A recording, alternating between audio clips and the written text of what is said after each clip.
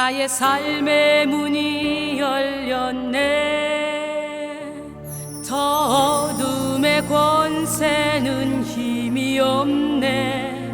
주 보혈의 능력으로 원수가 날 정죄할 때에도 난 의롭게 설 수 있네. 난 더 이상 정죄함 없네. 난 주 보혈 아래 있네. 난 주 보혈 아래 있네. 그 피로 내 죄 사했네.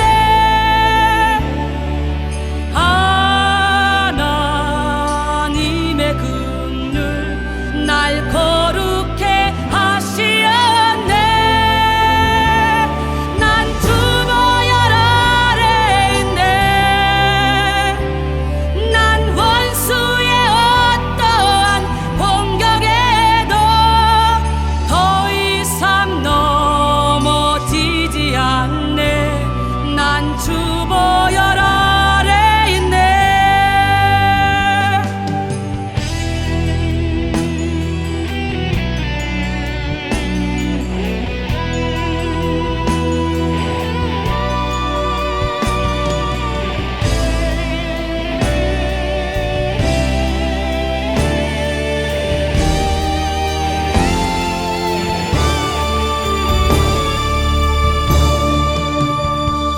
유월절 어린 양의 피로 나의 삶의 문이 열렸네.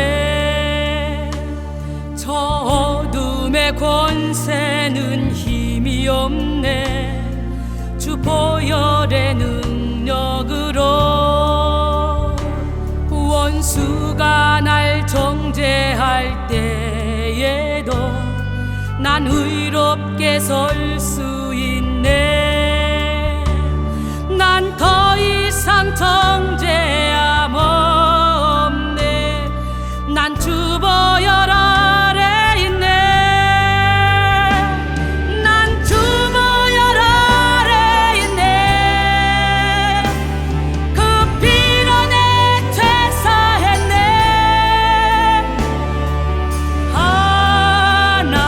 하나님의 긍휼 날 거룩해 하시었네.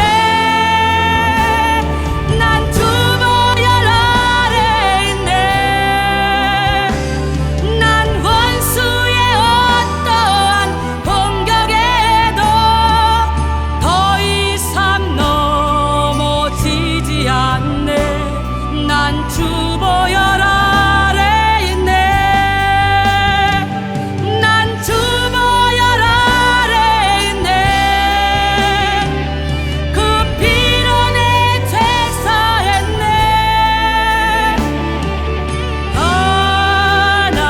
하나님의 긍휼 날 거룩해 하시었네. 난 주 보혈 아래 있네. 난 원수의 어떠한 공격에도 더 이상 넘어지지 않네. 난 주 보혈 아래 있네. 더 이상 넘어지지 않네. 난 주 보혈 아래 있네.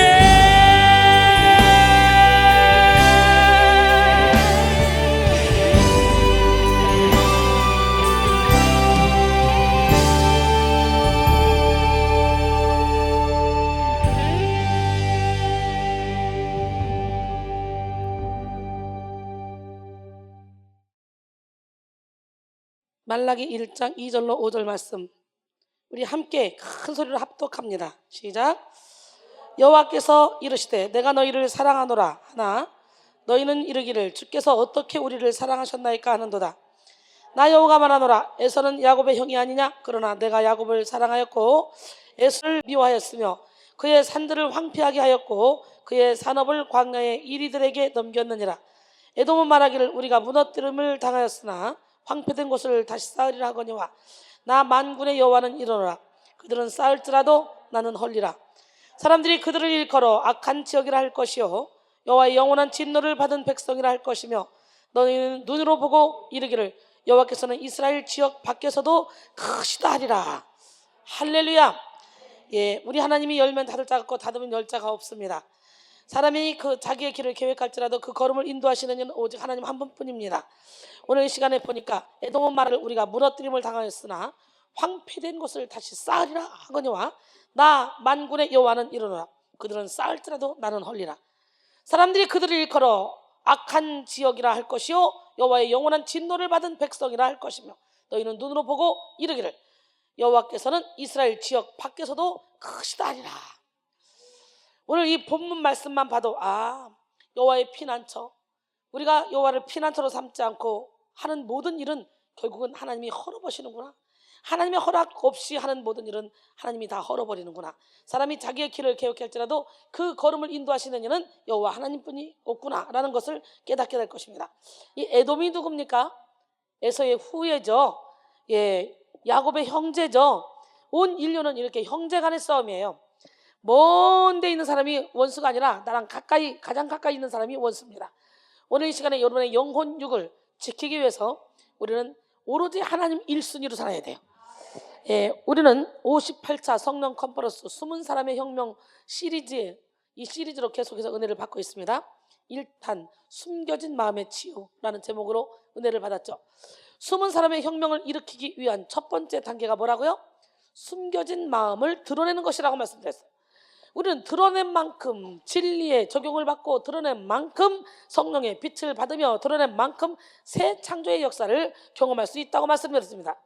예, 숨겨진 마음을 드러내는 능력은 바로 하나님의 말씀, 살아있고 운동력 있는 하나님의 말씀, 우리의 혼과 영과 및 관절과 골수를 찔러 쪼개고 우리의 마음의 생각과 뜻을 판단하시는 하나님의 말씀, 그 말씀밖에 없다 그랬어요. 그 말씀 안에 숨겨진 마음을 담대히 드러내고 우리는 치유의 빛, 은혜의 빛, 능력의 빛을 받음으로 숨은 사람의 혁명을 이루어 나가야 된다고 말씀드렸습니다. 그리고 2탄 마비된 속사람을 깨우는 권능이라는 제목으로 은혜를 나눴는데요. 속사람의 마비가 찾아오는 원인은 뭐라 그랬습니까? 시작. 죄와 상처라 그랬죠. 예, 하나님께서 이 마비된 속사람을 깨우시는데 이 깨우시는 권능이 뭐라 그랬어요? 고난 가운데 임재하시는 권능으로, 거룩한 권능으로, 그리고 사명을 주심으로 우리의 속사람을 깨우신다 그랬어요. 그리고 세 번째 시간, 자유를 부르는 억압된 감정이라는 제목으로 함께 은혜를 나눴습니다. 감정은 하나님이 주신 선물이며 능력입니다. 억지로 눌러놓으면 어느 순간에 나도 모르게 화산처럼 폭발할 때가 옵니다. 그러니까 감정을 자꾸 눌러놓고, 옛날부터 그랬죠. 남자가 울으면 꽃이 떨어져. 그래가지고 아기 때부터요, 남자들은 그죠, 부모가 돌아가셨을 때 한번 울고, 몇 번 안 운다고 그래요, 평생. 그렇다고 남자가 감정이 없습니까? 드라마를 보다가 막 우는 사람들 있죠. 감성이 풍부한 사람들이에요. 와, 잔인하게 살인이 저지르는데도 아무렇지도 않게 와 재밌다, 와 재밌다. 이건 심각한 환자들이에요. 예, 그 어떤 곳에든지 감정이 몰입이 돼버리면 그 드라마를 기억하는 것도 오랫동안 기억할 수 있다 그러잖아요. 감정 몰입이 안 되고 그냥 일시적으로 보는 거로 끝나면 기억이 별로 안 된다 그래요. 조금 전에는 다 잃어버린다 그래요. 그런 것처럼 우리는 하나님께 감정을 몰입해야 돼. 어디에 감정을 몰입해야 돼? 예수님의 마음을 품어야 돼. 오늘 이 시간에 여러분의 감정이 살아나야 돼.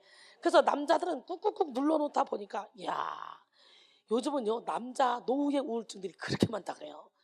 남자 노후에. 옛날에는 대한민국이 남자 왕국이었잖아. 근데 요즘은 남자 왕국이 아니더라고. 여자 왕국이더라고. 그러나 성경은요, 여자는 숫자로 세지도 않았어요. 대답을 하네. 가정의 가장은 남자니까 아무리 여러분이 능력이 있다 할지라도 신랑을 무시하면 안 돼요. 자유를 부르는 억압된 감정이라는 제목으로 은혜를 받고 이 감정을 살리자. 이제는 기쁠 때 기뻐할 수 있고 슬플 때 슬퍼할 수 있고 울 수 있고 이런 사람이 되자. 그게 건강한 사람이다. 이런 걸 배웠습니다. 여러분, 우리나라는요, 한이 많은 민족이에요. 그래서 우리나라 국악 찬양 보면 한이 가득 서려 있어요. 나는요, 영적 세계 눈을 뜨고 난 다음에는 스산해서 그걸 못 듣겠어요. 너무너무. 그래서 찬양도 상큼하게 깔끔하게 바꿔야 돼. 그러다 보니까 한 많은 이 세상 사람들은 또 한 많은 찬양을 또 보고 은혜를 받아요. 예. 그래서 막 경쾌하고 신나는 찬양 듣고 은혜 받는 게 아니라 단조곡으로 해서 느릿느릿하게 해서 한많은 여러분의 마음을 터치하는 그런 찬양을 부르면 다 회개가 터지고 눈물이 나고 한많은 족속이라 그래. 예, 감정을 다스릴 수 있는 능력이 여러분에게 있기를 원합니다. 하나님 안에 하나님의 사랑과 진리 안에 거하는 사람은 모든 외식의 옷을 벗어버리고 진실하고 풍성된 감정, 그리고 자연스럽고 질서 잡힌 감정으로 행복을 누리고 하나님의 뜻을 이룬다고 말씀드렸죠. 오늘은 속사람의 혁명 4번째 시간으로 잠재된 기억의 치유라는 제목으로 은혜를 나누길 원해요. 기억은 정보를 저장하고 유지하고 다시 불러내는 그런 회상의 기능을 의미합니다. 인간은 기억을 통해서 학습하고 사고하고 추론합니다. 사람은 기억을 통해 자신의 존재를 깨닫고 가정과 사회 속에서 관계를 형성해 나갑니다. 성 어거스틴은 고백록 10장에서 기억의 힘이 영혼의 힘이라고 말하면서 기억 가운데 하나님이 존재함을 감탄했습니다. 이렇게 기억은 인간이 살아감에 있어서 절대적인 역할을 수행합니다. 특별히 기억은 과거를 현재에 재현시키는 그런 역할을 합니다. 우리가 과거에 있었던 일을 기억할 때에 과거는 현재에도 영향력을 발휘합니다.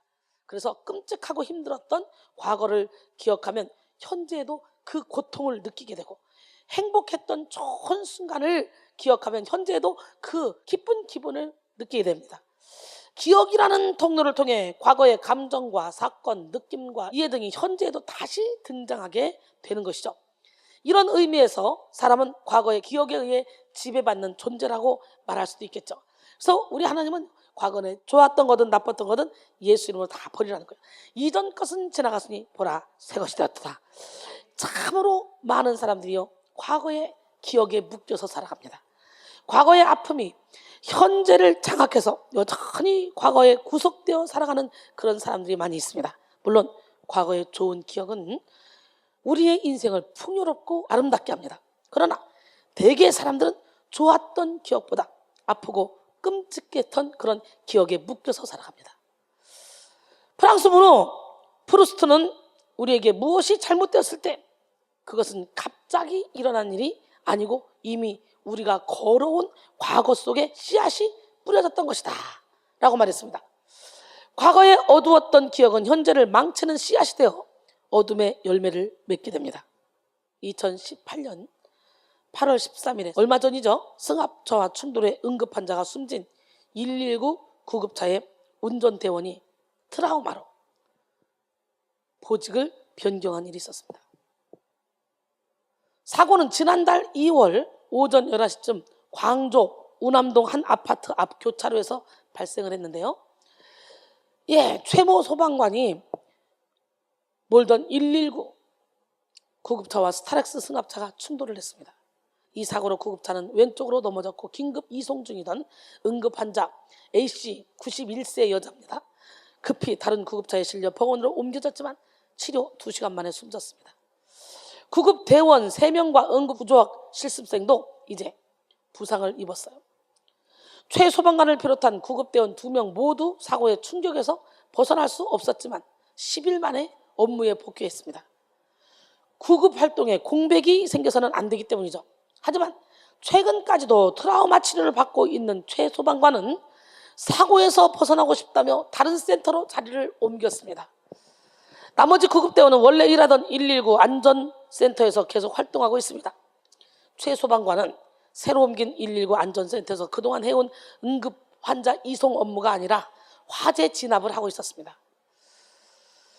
2015년 임용된 최 소방관은 이미 화재 진압 대원을 거쳐서 상당 기간 구급 대원으로 일해왔는데요. 이 최 소방관의 동료는 그의 이런 선택에 대해서 트라우마의 영향으로 보인다며 동료들이 격려하고 있지만 죄책감에서 벗어나기 힘든 것 같다라고 말했습니다. 우리 인생에 일어나는 이렇게 크고 작은 일들이 우리에게 기억의 갈고리가 되어 현재에 영향을 준다는 것. 그래서 모든 것을 가지고 있어도 과거의 고통스러운 기억에서 벗어나지 못하면 우리는 불행한 삶을 살 수밖에 없습니다. 그런 의미에서 인간의 내면에는 각기 다른 상처들이 만들어낸 수많은 기억들이 존재한다고 볼 수가 있습니다. 여러분은 어떤 상처로 만들어낸 기억 때문에 그 트라우마를 가지고 그런 상황이 앞에 펼쳐질 것 같다, 그와 비슷한 상황만 펼쳐질 것 같다, 그러면 여러분은 폭발하는 그런 삶을 살고 있지는 않습니까? 오늘 시간에 여러분 트라우마 예수 이름으로 다 몰아내야 돼요. 여러분, 인간의 내면에는 각기 다른 상처들이 만들어내는 이런 수많은 기억들이 존재한다고 하는데요, 오늘 여러분 모두가 다 이 상처들을 예수 이름으로 다 드러냅시다. 잠재의식 속에 숨겨있는 이 기억을 다 드러냅시다. 감춰놓는다고 고쳐진 게 아니에요. 잠재된 기억을 다 드러내서 예수의 피로 씻어내고 성령의 불로 태워야 돼. 그래서 그 생각을 해도 마음이 아프지 않아야 돼. 과거에 힘들었던 생각을 끄집어놔도, 아 그렇지, 이때는 내 기억도 잘못됐을 수 있어, 이때는 나도 온전히 변화되지 못했을 때야, 그래 그분이 변화되지 못해서 교회를 다닌다 했지만, 예수를 믿는다 했지만, 그분도 본질상 진노의 자녀였기 때문에 자기도 모르게 나에게 이런 상처를 줬을 거야. 그러면서 생각해도 그것이 아프지 않고 그냥 싹 지나갈 수 있는 그런 믿음이 돼야 되는 거예요. 무조건 꾹꾹 눌러놓고 기억지 않을 거야, 생각지 않을 거야, 이게 아니라, 여러분 우리 하나님은 살아계십니다. 어린 시절 부모님의 잦은 싸움과 폭력을 경험한 상처는 두려움과 오기의 기억을 만들며 내면 안에 배치합니다. 또 사랑에 실패하고 믿었던 사람에게 배신당한 상처는 억울함과 열등의식의 기억을 만들어 마음 깊은 곳에 심어두기도 합니다. 나가 감당할 수 없는 수치를 경험한 상처는 일그러진 자아의 기억을 만들고, 비교당하면서 무시당했던 기억은 낮은 자존감의 기억을 만들어내서 마음 어디에선가야 살게 합니다. 결국 현재의 인간 안에는 셀 수 없이 무수한 상처의 기억들이 살아 역사하고 있다는 거죠. 오늘 무수한 상처의 기억들을 예수 이름으로 다 몰아냅시다. 아프지만, 기억하고 싶지도 않지만, 생각하고 싶지도 않지만, 우리의 속사람이 강건하기 위해서는 반드시 드러내야 고치는 하나님을 만나야 돼요. 기적의 하나님은 누구 하나님? 할렐루야. 예, 이런 기억들은 현재 의식 세계의 표면에 드러나기도 하지만 잠재 의식 속에서 드러나지 않게 활동하기도 합니다. 상처로 얼룩진 기억이 의식적으로 나타나기도 하지만 무의식 중에 나타나는 태도와 언어, 표정, 그리고 인간관계의 모습 등으로 표출되기도 합니다. 이렇게 표출된 기억은 과거의 고통을 반복하게 합니다. 과거의 고통에 묶인 그런 기억의 표출은 두려움, 열등감, 낮은 자존감, 편견, 고집 등으로 드러나 더 큰 고통을 만들어냅니다. 상한 속사람은 겉사람에 갇힌 도간에 든 쥐에 같아요. 뭐 같아? 상한 속사람은 어떻게 된다고? 그러면 여러분, 진짜 여러분은 속사람인데 여러분이 상하게, 여러분 자신의 속사람을 상하게 해서 도간에 든 쥐처럼 살게 만든다고 생각해봐. 얼마나 고통스럽겠냐고. 겉으로는 웃고 있지만 속으로는 울고 있고, 겉으로는 행복하다고 막 하고 있지만 속으로는 난 불행하다고, 겉으로는 밝은 척 하지만 속으로는 막 음침한 사망의 골짜기에서 고통당하고 있지는 않습니까? 영이 깨어나야 돼요. 옆 사람 바로 우리 영 깹시다. 이제 도간에 든 쥐에서 빨리 해방되어 독을 깨고 나옵시다. 이제 앞으로 아무런 가망도 소망도 없으며 자신의 힘으로는 결코 헤어나올 수 없는 그런 도간에 든 쥐처럼 살아서는 안 되겠죠. 상한 속사람을 가지고 있는 사람은 자신이 가진 세계가 전부라고 생각하고 그 밖이 어떠한지 상상할 수조차 없지만 사실은 가장 그 도간에서 탈출하고 싶은 구원 욕구를 가지고 있습니다. 인간에게는 구원 욕구라는 것이 있어요. 저보다 각자 마음속에 신을 두고 그것을 의지하며 그것이 나를 행복하게 해줄 것이라는 구원 욕구를 품고 있습니다. 이 구원 욕구는 하나님이 두신 우리 마음의 빈 구멍인데요, 이 마음의 빈 구멍은 세상의 모든 것을 채워도 만족함이 없습니다. 오직 예수님으로만 채울 수 있는 거예요. 하나님만이 채울 수 있는 공간.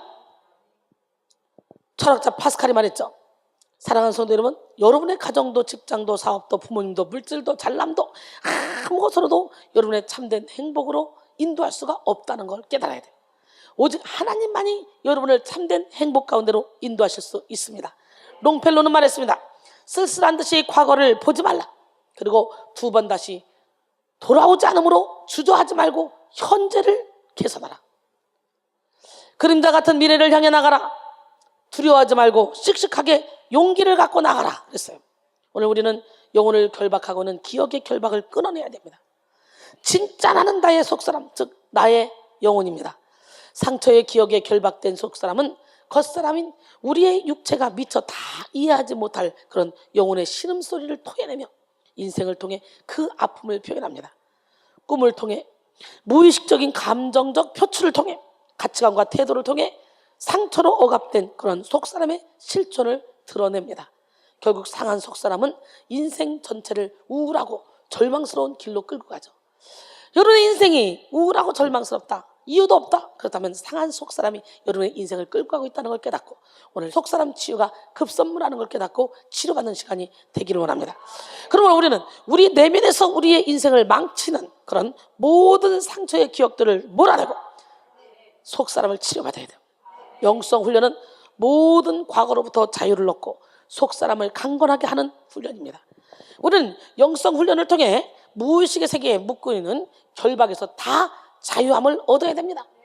베드로전서 3장 3절로 4절, 너희의 단장은 머리를 꾸미고 금을 차고 아름다운 옷을 입는 외모로 하지 말고 오직 마음에 숨은 사람을 온유하고 안정한 심령에 썩지 않을 것으로 하라.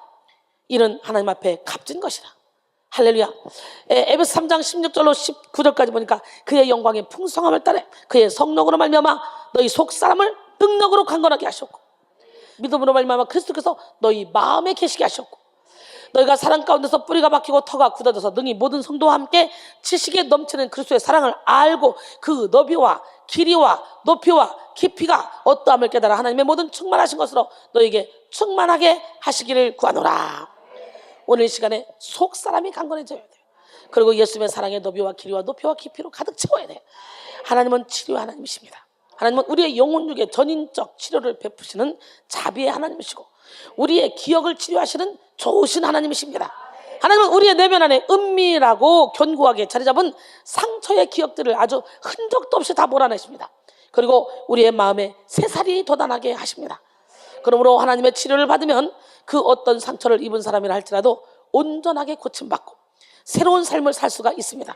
이 시간 하나님의 치료를 받음으로 상처의 기억을 통해 굳어진 심령이 새롭게 변화되는 여러분 모두가 되시기를 주님의 이름으로 축원합니다. 자녀 셋을 잘 키운 한 여인이 있었습니다. 하루는 신방으로 온 목사님이 말했습니다. 자녀 셋 중 누구를 가장 사랑하시나요? 그러자 여인이 웃으면서 대답했습니다. 막내가 병들었을 때 그때 막내를 가장 사랑했습니다. 둘째가 집을 떠나 방황했을 때 그때 둘째를 가장 사랑했고요. 큰아이가 학교 성적과 이성 문제로 고민할 때 그때는 큰아이를 가장 사랑했습니다. 이것이 바로 부모의 사랑입니다. 할렐루야. 예, 자녀가 고통스러워할 때 그것을 피하지 않고 사랑으로 끌어안는 사람이 바로 부모입니다. 자녀가 고통스러울 때 네가 처리해. 이건 부모라고 할 수 없죠. 사자는 병든 새끼를 절벽에 던져버립니다. 독수리는 상처 입은 새끼를 둥지에서 떨어뜨립니다. 그러나 부모는 항상 자녀와 고통을 함께 나눕니다. 하나님의 사랑은 이보다도 더 한 차원 높습니다. 젖먹이는 아기를 그 어미가 버린다 할지라도 나는 너희를 버리지 않겠다. 부모는 항상 자녀와 고통을 함께 하죠. 그런데 하나님은 이 사랑보다 한 차원 더 높은 사랑을 하신다고. 인간의 죄악이 올무에 빠져 고통당할 때 독생자를 보내 우리를 구원해 주시는 사랑, 그리고 하나님은 병든 자, 낙심된 자, 고통당한 자, 방황하는 자, 그런 자를 불러 사랑으로 치유해 주셨습니다. 이사야 53장 5절로 6절, 그가 찔림은 우리의 허물 때문이요 그가 상함은 우리의 죄악 때문이라. 그가 징계를 받음으로 우리는 평안을 주고 그가 채찍에 맞음으로 우리는 나음을 얻었도다. 우리는 다 양 같아서 그렇게 하여 각기 제 길로 갔거늘 여호와께서는 우리 모두의 죄악을 그에게 담당시키셨도다. 갈라디아서 5장 1절도 보니까 그리스도께서 우리를 자유롭게 하시려고 자유를 주셨어요.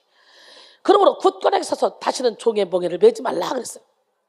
오늘 요한복음 8장 32절에 진리랄지 진리가 너희를 자유롭게 하리라. 진리는 누굽니까? 예수님. 우리가 예수님을 제대로 알면 우리는 자유로워져요. 할렐루야. 오늘 이 시간에도 우리 하나님은 우리에게 맑은 물을 뿌려줄 줄 믿습니다. 에스겔 36장 25절로 27절 보니까 맑은 물을 너희에게 뿌려서 너희로 정결하게 하되 곧 너희 모든 더러운 곳에서 와 모든 우상숭배에서 너희를 정결하게 할 것이며 또 새 영을 너희 속에 두고 새 마음을 너희에게 주되 너희 육신에서 굳은 마음을 제거하고 부드러운 마음을 줄 것이며 또 내 영을 너희 속에 두어 너희로 내 율례를 행하게 하리니 너희가 내 규례를 지켜 행할지라 그랬어요. 오늘 이 시간에 맑은 물을 뿌려서 여러분의 영혼을 씻어주시는 그 하나님을 온몸으로 체험해야 되겠죠. 그리고 명절 끝날 곧 큰 날에 예수께서 서서 외쳐 이르시되 누구든지 목마르거든 내게로 와서 마시라. 나를 믿는 자는 성경에 이른 것 같이 그 배에서 생수의 강이 흘러나오리라. 오늘 여러분의 배에서 생수의 강이 흘러나와야 돼. 아멘. 예, 영혼의 샘가가 있습니다. 우리의 영혼의 샘, 여기서만 들을 수 있는 찬양이죠. 우리 함께 찬양하며 영혼의 샘에서 어떤 일을 하는지 우리는 찬양을 통해 알 수 있어요. 함께 찬양합니다. 주님을 갈망하는 자에게 주여 은혜를 베푸소서. 지치고 상한 영혼들에게 주님의 손을 얹으소서. 치료의 하나님, 기적의 하나님, 이곳에 하늘의 문을 여서서 영혼의 샘 솟아올라 이 땅을 고쳐주소서. 상한 영혼, 지친 영혼 모두 주님의 임재 안에 새롭게 하소서. 치료의 하나님, 치료의 하나님, 기적의 하나님, 이곳에 하늘의 문을 여서서 영혼의 샘 솟아올라 이 땅을 고쳐주소서. 상한 영혼, 지친 영혼 모두 주님의 임재 안에 새롭게 하소서. 할렐루야. 여러분의 영혼의 샘에서 생수가 막 터져야 돼. 에스겔이 본 그 성전에서 물이 떨어질 때 어때요? 사람들 발목을 적시고 무릎을 적시고 허리를 적시고 걷는지 못할 강이 됐던 것처럼 여러분의 성전된 여러분의 몸에서 여러분의 영혼의 생수가 팍 터져서 흘러나와 여러분은 모두 어둠을 다 씻어내고, 그리고 더 나아가 사람들의 발목을 적시고 무릎을 적시고 허리를 적시고 걷는지 못할 강이 될 수 있도록 우리는 축복의 통로로 쓰임받아야 돼요. 사랑하는 성도 여러분, 이 시간 속 사람의 혁명을 일으키기 위해서 기억을 새롭게 합시다. 의식하고 있는 기억을 새롭게 하고 잠재된 기억을 치료받읍시다. 우리 이제 다 잊었다고 여겼지만 여전히 현재의 삶에 영향을 주고 있는 무의식 속의 기억까지도 점검받고 치료받아야 돼요. 사람의 기억이 상당 부분 죄의 영향을 받고 있기 때문에 그래요. 은혜는 물 위에 새기고 원수는 돌 위에 새긴다는 그런 말이 있을 만큼 좋은 일, 감사한 일, 행복한 일, 기쁜 일은 참 잘 잃어버립니다. 근데 힘든 일, 괴로운 일, 슬픈 일, 우울한 일, 원망과 불평, 억울한 일, 이 모든 일은요 너무도 잘 기억해요. 물에 빠진 사람을 구해놓으면 내보따리 내놔, 이 식입니다. 사람은 받은 은혜보다 받은 상처에 몰입하며 감사할 조건보다 원망할 이유를 찾는 일에 능수능란합니다. 인간의 기억이 죄의 지배를 받고 있기 때문에 그래요. 헬리나우에는 우리 모두에게는 기억하고 싶지 않은 과거의 고통스러운 일들, 그렇게도 잊어버리려고 애쓰는 그런 상처의 기억들이 있을 것입니다. 꼭꼭 마음 깊은 곳에 숨겨두고 끄집어내고 싶지 않은 고통스러운 기억들도 있을 것입니다. 그러나 아무에게도 보이지 않고 알리고 싶지 않은 그 기억들은 시간이 지나면서 나 자신에게서도 잊혀진 듯 하겠지만 결국은 또 다른 고통스러운 일로 말미암아 다시금 생각나게 될 때가 있습니다. 그리할 때 우리는 다시금 그 기억들을 눌러서라도 잊으려고 애를 씁니다. 그리하면 그리할수록 상처만 더욱더 깊어집니다. 진정으로 자기의 상처와 그 고통스러운 기억을 직면하는 용기 있는 자만이 상처 입은 치유자로 세움을 받을 수 있다고 생각합니다. 그러기 위해서는 우리의 마음을 바꿔야 됩니다. 다친 마음을 하나님께 열어야 됩니다. 믿음으로만 열 수 있는 것입니다. 하나님의 치유하심을 믿지 못하면서 하나님께 마음 문도 열지 않는 것이 우리의 죄악된 본성입니다. 진정한 치유의 과정은 나의 고통스러운 그런 기억들을 다시금 기억하는 가운데서 예수님의 고통스러운 기억들과 끊임없이 연결하는 것입니다 라고 말했습니다. 그러니까 고통스러운 기억을 눌러놓으려고 한다고 그것이 없어지는 것이 아니라 예수님의 고통스러운 그 기억을 되살려서 예수님은 나를 위해 이렇게까지 고통스럽게 돌아가셨는데 내가 이렇게 고통스럽다고 느꼈던 이 기억들은 아무것도 아니다. 죄인된 나는 어쩔 수 없이 이런 고통을 당할 수밖에 없다. 예수님의 그 고통을, 예수님의 그 아픔을 우리가 생각한다면 어떤 고통스러운 기억도 다 씻어낼 수 있다는 그런 말을 헨리 나우엔이 했습니다. 십자가에 못 박으면 완전히 없어지는 것이죠.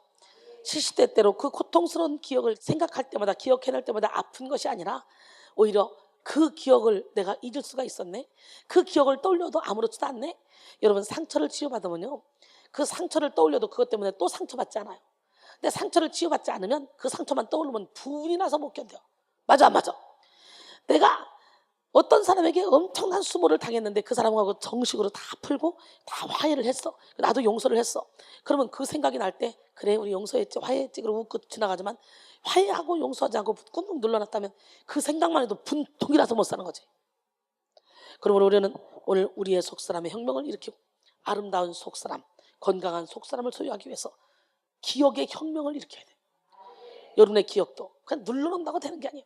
그러니까 결국은 이 시간에 막 속사람을 치료하자 그래서 속사람의 혁명 다 드러내자는 거지. 막 다 드러내, 싹 드러내서 다 버리자 이거지. 기억을 새롭게 하고 기억을 성결하게 하면 기억 위에 성령의 기름 부음을 받아야 합니다. 그래서 그 어떤 고통스러운 과거의 기억에 묶이지 않는 인생, 하나님의 은혜를 기억하는 인생, 찬송의 위력으로 기억을 충만히 채우는 그런 삶을 살기를 소원합니다. 이사야 43장 18절로 21절 보니까 너희는 이전 일을 기억하지 말며 옛날 일을 생각하지 말라. 보라, 내가 새 일을 행하리니 이제 나타날 것이라. 너희가 그것을 하지 못하겠느냐? 내가 반드시 광야의 길을 사막의 강을 내리니 장차 들짐승 곧 승냥이와 타조도 나를 존경할 것은 내가 광야의 물을 사막의 강들을 내어 내 백성 내가 택한 자에게 마시게 할 것입니다. 이 백성은 내가 나를 위하여 지었나니 나를 찬송하게 하렵니다. 할렐루야. 그러니까 이 고통스러운 잠재된 기억을, 무의식의 세계까지 숨겨놓은 기억을 확 딱 끌어올려서 십자가에 뭐 딱 받고 끝내버려야 돼. 그래서 그 기억이 떠올라도 웃어야 돼. 상처가 되는 것이 아니라. 시편 105편 1절로 5절까지 보니까 여호와께 감사하고 그의 이름을 불러 아뢰며 그가 하는 일을 만민 중에 알게 할지어다. 그에게 노래하며 그를 찬양하며 그의 모든 기이한 일들을 말할지어다. 그의 거룩한 이름을 자랑하라. 여호와를 구하는 자들은 마음이 즐거울지로다. 여호와 그의 능력을 구할지어다. 그의 얼굴을 항상 구할지어다. 그의 종 아브라함의 후손 곧 택하신 야곱의 자손 너희는 그가 행하신 기적과 그의 이적과 그의 입의 판단을 기억할지니라 그랬어요. 우리는 우리의 기억을 맹신해서는 안 됩니다. 우리가 기억하고 있는 내용 중에 상당히 많은 왜곡과 오해, 과장과 거짓이 포함되어 있을 수 있다는 걸 알아야 돼요. 사실 과거의 사실을 있는 그대로 객관적으로 기억하고 있는 사람 거의 없습니다. 다 보태거나 빼거나 그렇게 해서 기억하고 있는 거예요. 자기 방식대로. 사람들은 저마다 주관적인 경험과 상황을 바탕으로 자신에게 유리한 방법으로 반응하며 기억하기 때문에 그래요. 이런 맥락에서 마르셀 프루스트는 과거의 일을 기억하는 것은 꼭 과거를 있는 그대로 기억하는 것은 아니다라고 말했습니다. 미국 대학 농구 리그의 전설적인 감독 밥 나이트는 올해 감독상을 4번이나 받은 아주 비상한 그런 실력의 소유자였습니다. 근데 그가 인디아나 대학에서 해고된 적이 있었습니다. 그 이유는 한 스포츠에 실린 기사 때문에 그래요. 밥 나이트의 팀의 선수였던 한 학생이 자퇴 후 3년이 지나서 인터뷰를 했습니다. 감독이 나에게 달려들었다. 그리고 내 목을 졸랐다. 나는 5초 동안 숨을 쉴 수 없었다. 사람들은 이 모습을 보고 코트 안으로 뛰어들어왔다. 코치가 내 목을 조르는 감독을 간신히 떼어놓았다. 그런데 같은 사건에 대한 감독의 기억은 전혀 달랐습니다. 감독은 이렇게 말했습니다. 목덜미를 잡긴 했습니다. 하지만 제가 진심으로 세게 잡았다면 그 학생은 병원에 실려갔을 것입니다. 아무도 나를 이 학생에게서 떼어놓으려고 하는 강자적인 행동을 하지 않았습니다. 이렇게 말해요. 기억이 완전히 달라요. 나중에 사건 현장에 담긴 비디오 테이프가 발견되었습니다. 사실은 감독이 학생에게 다가가서 잠깐 멱살을 잡았다가 놓았어요. 감독을 말리려고 코트 안으로 들어간 사람은 아무도 없었어요. 물론 코치가 감독을 제지하지도 않았습니다. 그렇다면 학생이 거짓말한 것일까? 이 사건을 분석한 전문가들은 학생이 고의적으로 거짓말을 한 것이 아닐 것이라고 추측합니다. 단지 그 당시 20살이었던 그가 처음으로 겪었던 공포 때문에 기억을 재창조해냈을 가능성이 높다고 이렇게 했습니다. 그러니까 조금만 피해를 가해도 기억을 재창조해내서 크게 확대시킬 수가 있다는 거예요. 그렇기 때문에 우리의 기억 무조건 맞다고 생각하면 안 돼요. 우리는 위와 같은 사례를 이렇게 주위에서 자주 목격할 수가 있는데, 여러분, 하버드대 심리학과 교수인 다니엘 섹터는 2001년 기억의 7가지 잘못을 분류했습니다. 기억에 대한 아주 전문가인데요, 그는 기억의 결점을 7가지로 나누고 그 3가지는 망각의 잘못으로, 3가지는 왜곡과 부정확의 잘못으로, 그리고 1가지는 뭐로? 고집으로 구분했어요. 그러니까 여러분이 기억하고 있는 이 기억이 거의 다 잘못됐다는 거야. 망각의 잘못으로, 왜곡과 부정확의 잘못으로, 그리고 1가지는 뭐라고? 고집으로. 기억은 빨리 사라진다는 일시성, 종종 잊게 될 수 있는 가능성을 말하는 방심, 기억하려고 하면 막상 기억이 나지 않는 차단, 자기가 읽거나 본 것이 출처가 어디로부터 오는 것인지 알 수 없는 오귀인, 어떤 특정한 것에 대한 암시만으로도 그것을 보았다고 생각하는 피암시성, 현재 삶이 고통스러우면 과거에 대한 것도 고통스러운 것만 기억하려고 하기도 하고, 현재 삶이 잘 흘러간다고 생각하면 고통스러운 과거를 기억하지 못하는 편향, 지나칠 수 있는 것을 중요한 것으로 생각하는 집착이 있습니다. 또한 고집은 있는 것이 더 좋은데도 잊지 못하는 것으로 외상 후 스트레스 장애와 같은 그런 것입니다. 그에 따르면 기억에 대한 우리의 확실한 그런 실제 정확도 사이에도 상관관계가 없다 그래요. 이건 분명히 확실해. 내 기억이 정확해 라고 말하게 되는 그런 기억 역시 잘못된 기억일 수가 있다는 거예요. 우리는 어둠의 영들이 사람들의 기억을 왜곡시키고 부정적으로 악용한다는 것을 명심하시고, 기억을 통해 역사는 사탄의 괴계를 물리쳐야 돼요. 이 시간 여러분 모두가 하나님의 전신갑주를 입고 기억을 통해 간계를 부리는 마귀의 세력을 몰아내시길 바랍니다.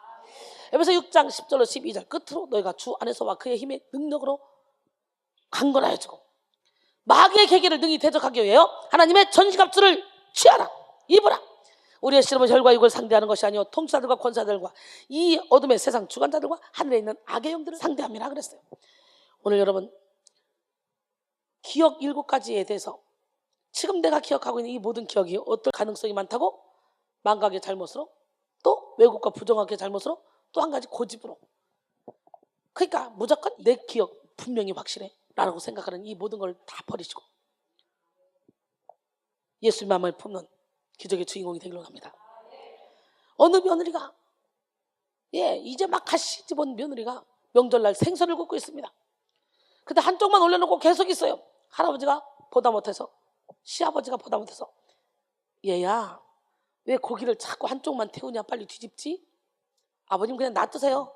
제가 뜨거우면 뒤돌아 눕겠죠. 여러분 웃을 일 같지만 여러분이 지금 이 고집을 부리는 사람이 이런 식으로 세상을 살아간다는 거예요. 그럼 이 삶이 변화가 안 되는 거예요. 깨집시다. 부서집시다. 무너집시다. 아멘.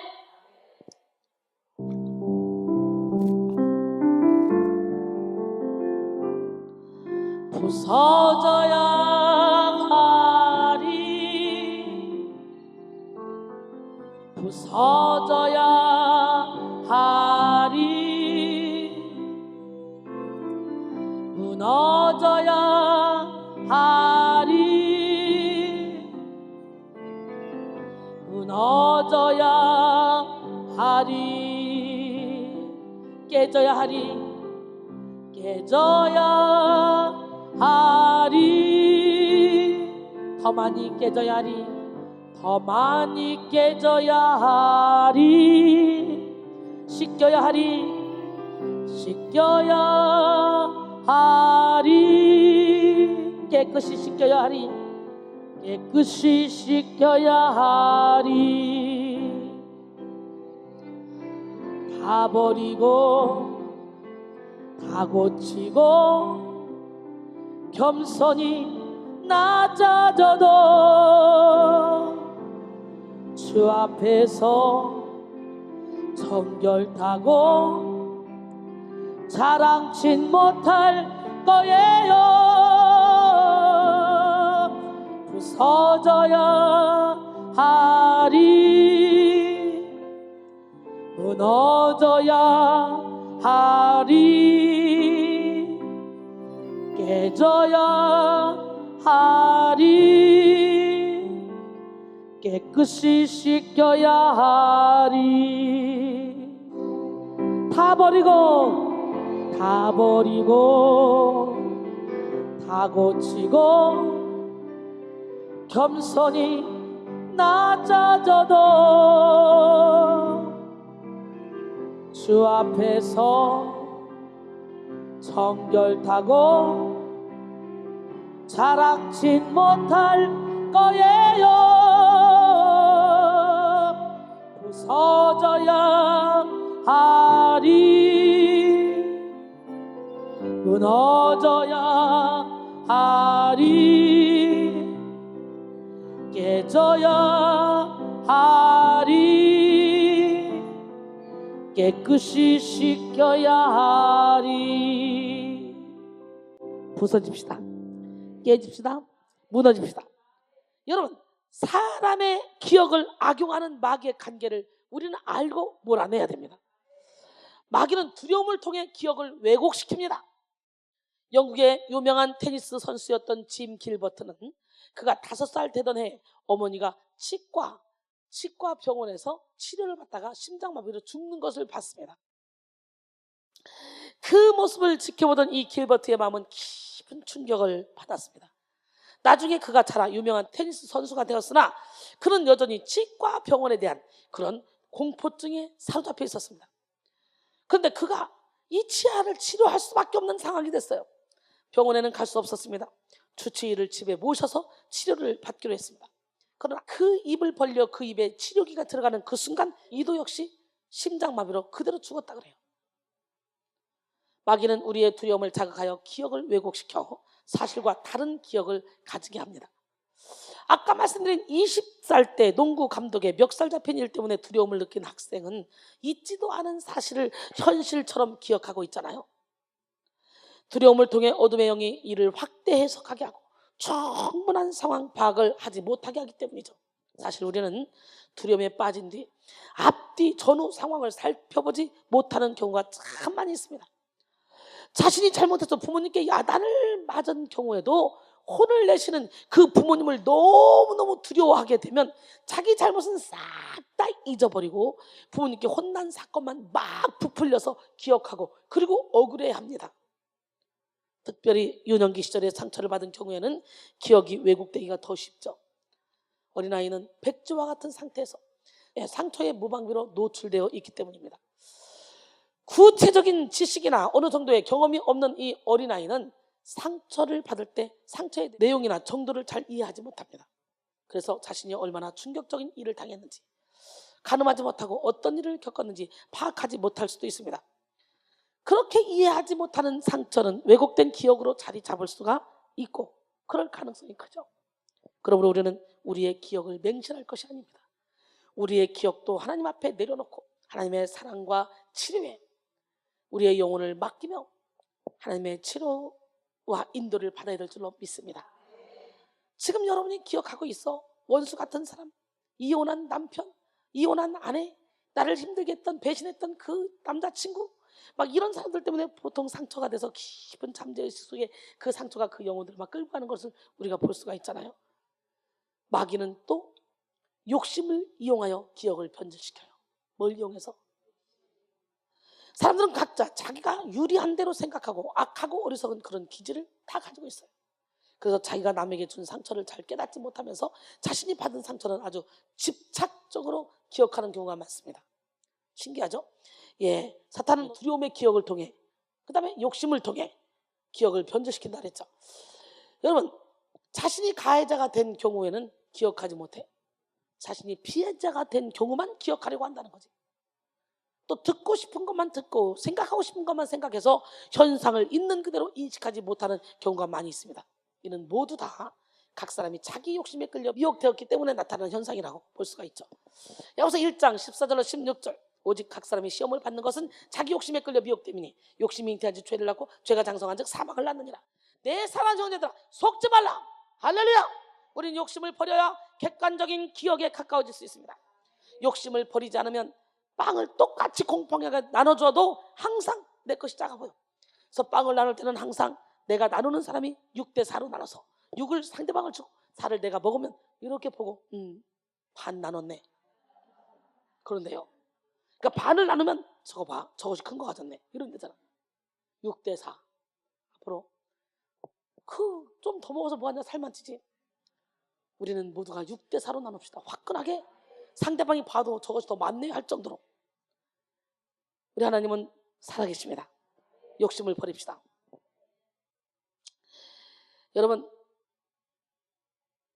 우리는 욕심을 버려야 객관적인 그런 기억에 가까워질 수 있다는 걸 깨닫고 버려야 돼요. 똑같이 사랑을 받는 환경 속에서도 나만 사랑받지 못하는 것 같고, 똑같이 평가받는 상황 속에서도 나만 부당한 대우를 받는 것 같고, 이렇게 기억되기 쉬운 이유는 다 자기 욕심에 빠지기 때문에 그래요.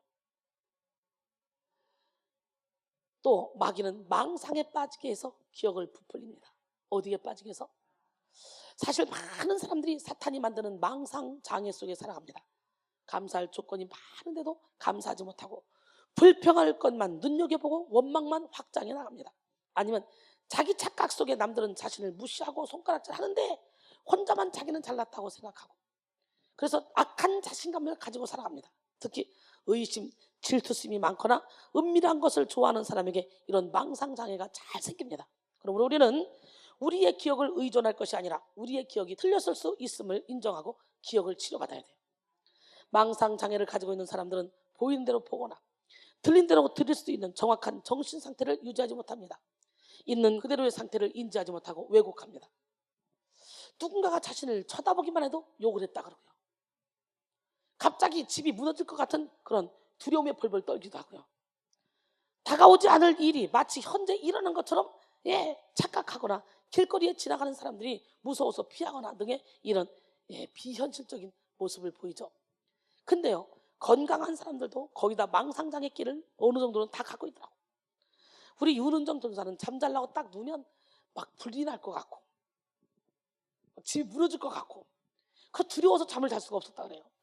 우리 김한지 전사는 항상 면도칼을 가지고 다녔다 그래요. 길거리를 갔다가 누군가가 위협해 오면 찔러려고.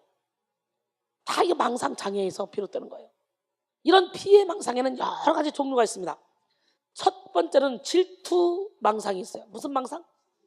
이른바 의부증, 의처증. 연인이 다른 사람을 사랑한다고 믿기도 합니다. 이미 마음속에 의심을 키워가고 있기 때문에 사소한 일에 트집을 잡으면서 의심을 현실화합니다. 연애를 하는데 연애를 할 때도 알 수가 있어요.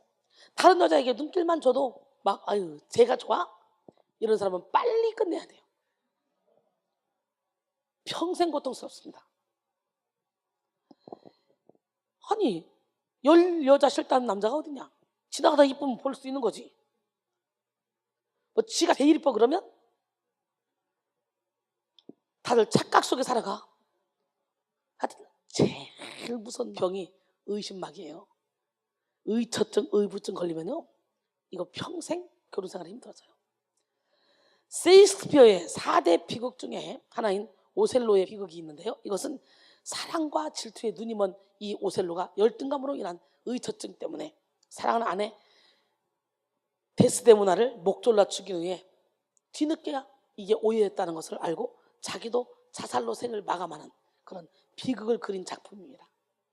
오셀로 증후군이라는 말이 여기서 유래되었는데요, 의처증 남편의 경우 하루에도 몇 번씩 전화를 걸어서 아내가 무엇을 하고 있는지, 꼬치꼬치 캐묻고 소지편을 뒤지고 집에 잘못 걸려온 전화에도 신경을 곤두세우며 아내를 의심하고 음악을 듣고 있으면 어느 놈 생각나서 듣느냐 다그치고 집에 와서 도청을 하거나 미행을 하기도 하며 아파트 경비원과 인사만 나눠도 어떤 관계냐고 추궁하고 심지어는 병을 치료해주는 의사까지도 의심해서 병원 침대 밑까지 뒤진다 그래요. 어떤 남자는 집에 와서 방바닥을 쑥 쓸어봤는데 머리가 나와. 이거 어떤 놈 머리카락이야.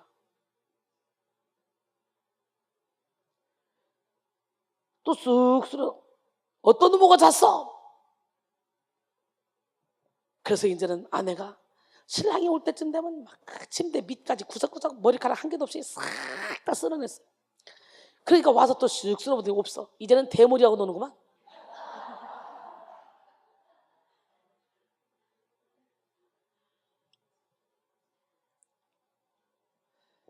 여러분, 이혼한 사람들 대부분에 보면 이렇게 의처증, 의부증 때문에 못 살고 일어나는 경우도 참 많습니다. 한번 의심하기 시작하면요, 그 의심하기가 계속적으로 이렇게 망상에 빠지게 해서 기억을 막 부풀려서 의심할 일만 만들어놔.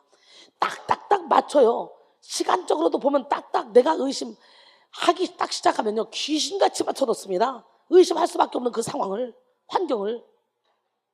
그러니까 만약에 이혼할 거 아니라면 바람 피는 것이 보여도 무대포로 밀어붙이지 말고 뭔가 만족을 못 누리니까 바람을 필 거 아니야. 그러면 반대로 서비스를 더 잘해주고 집으로 오고 싶게 만들어버리라고. 그래야 되는데 거기서 같이 부딪히니까 싸우는 거예요. 여러분, 정신과에서도 가장 고치기 힘든 병이 의부의처증이라고 하는데요. 의부의처증으로 시달리고 있는 그런 사람들의 경우 가족이나 친척, 가까운 주변 사람들마저 아닌 땐 굴뚝에 연기가 나겠냐? 의심받을 짓을 했으니까 그렇게 하지. 이렇게 부정적으로 보기 때문에 변명할 길이 없어서 이중 삼중의 고통을 겪는다고 합니다. 오늘 여기 의부증, 의처증 걸린 사람 예수 이름으로 다 고침받을지어다. 둘째는 애정망상입니다. 유명인, 지위가 높은 사람, 직장인, 유능한 상사 등이 자신을 사랑한다고 믿는 것이죠. 상대방은 아니라고 하는데도 이것을 비밀스러운 사랑으로 해석합니다. 이런 사람들이 스토커가 되어 남을 괴롭히기가 쉽죠. 과대 망상증자에게 나타나는 현상을 한번 테스트해보는 방법이 있어요. 평소 의심이 상당히 많다. 빨리 꽂아요 이렇게. 여러분, 과대 망상증인 거 아닌가? 평소 의심이 상당히 많다. 둘째, 사람들 사이에서 내가 빠지면 분명 내 욕을 할 것이다. 옛날에 그런 생각 많이 했죠. 이렇게 같은 방 쓰다가도 저기서 세 명이 이렇게 얘기하고 있어. 내가 자다가 눈 떠보니까 저것들 봐라, 나 빼놓고 저렇게 내 얘기하는 거 아니야? 그런 생각 해야 돼. 빨리 꽂아요. 나에게는 무언가 막 초인적인 힘이 있어서 내가 한번 확 힘을 쓰면 사람도 내가 죽일 수 있는 능력이 있다. 지나가는 이성들과 사랑하는 상상을 한다. 나를 몰래 사랑하고 있는 사람이 참 많을 것 같다.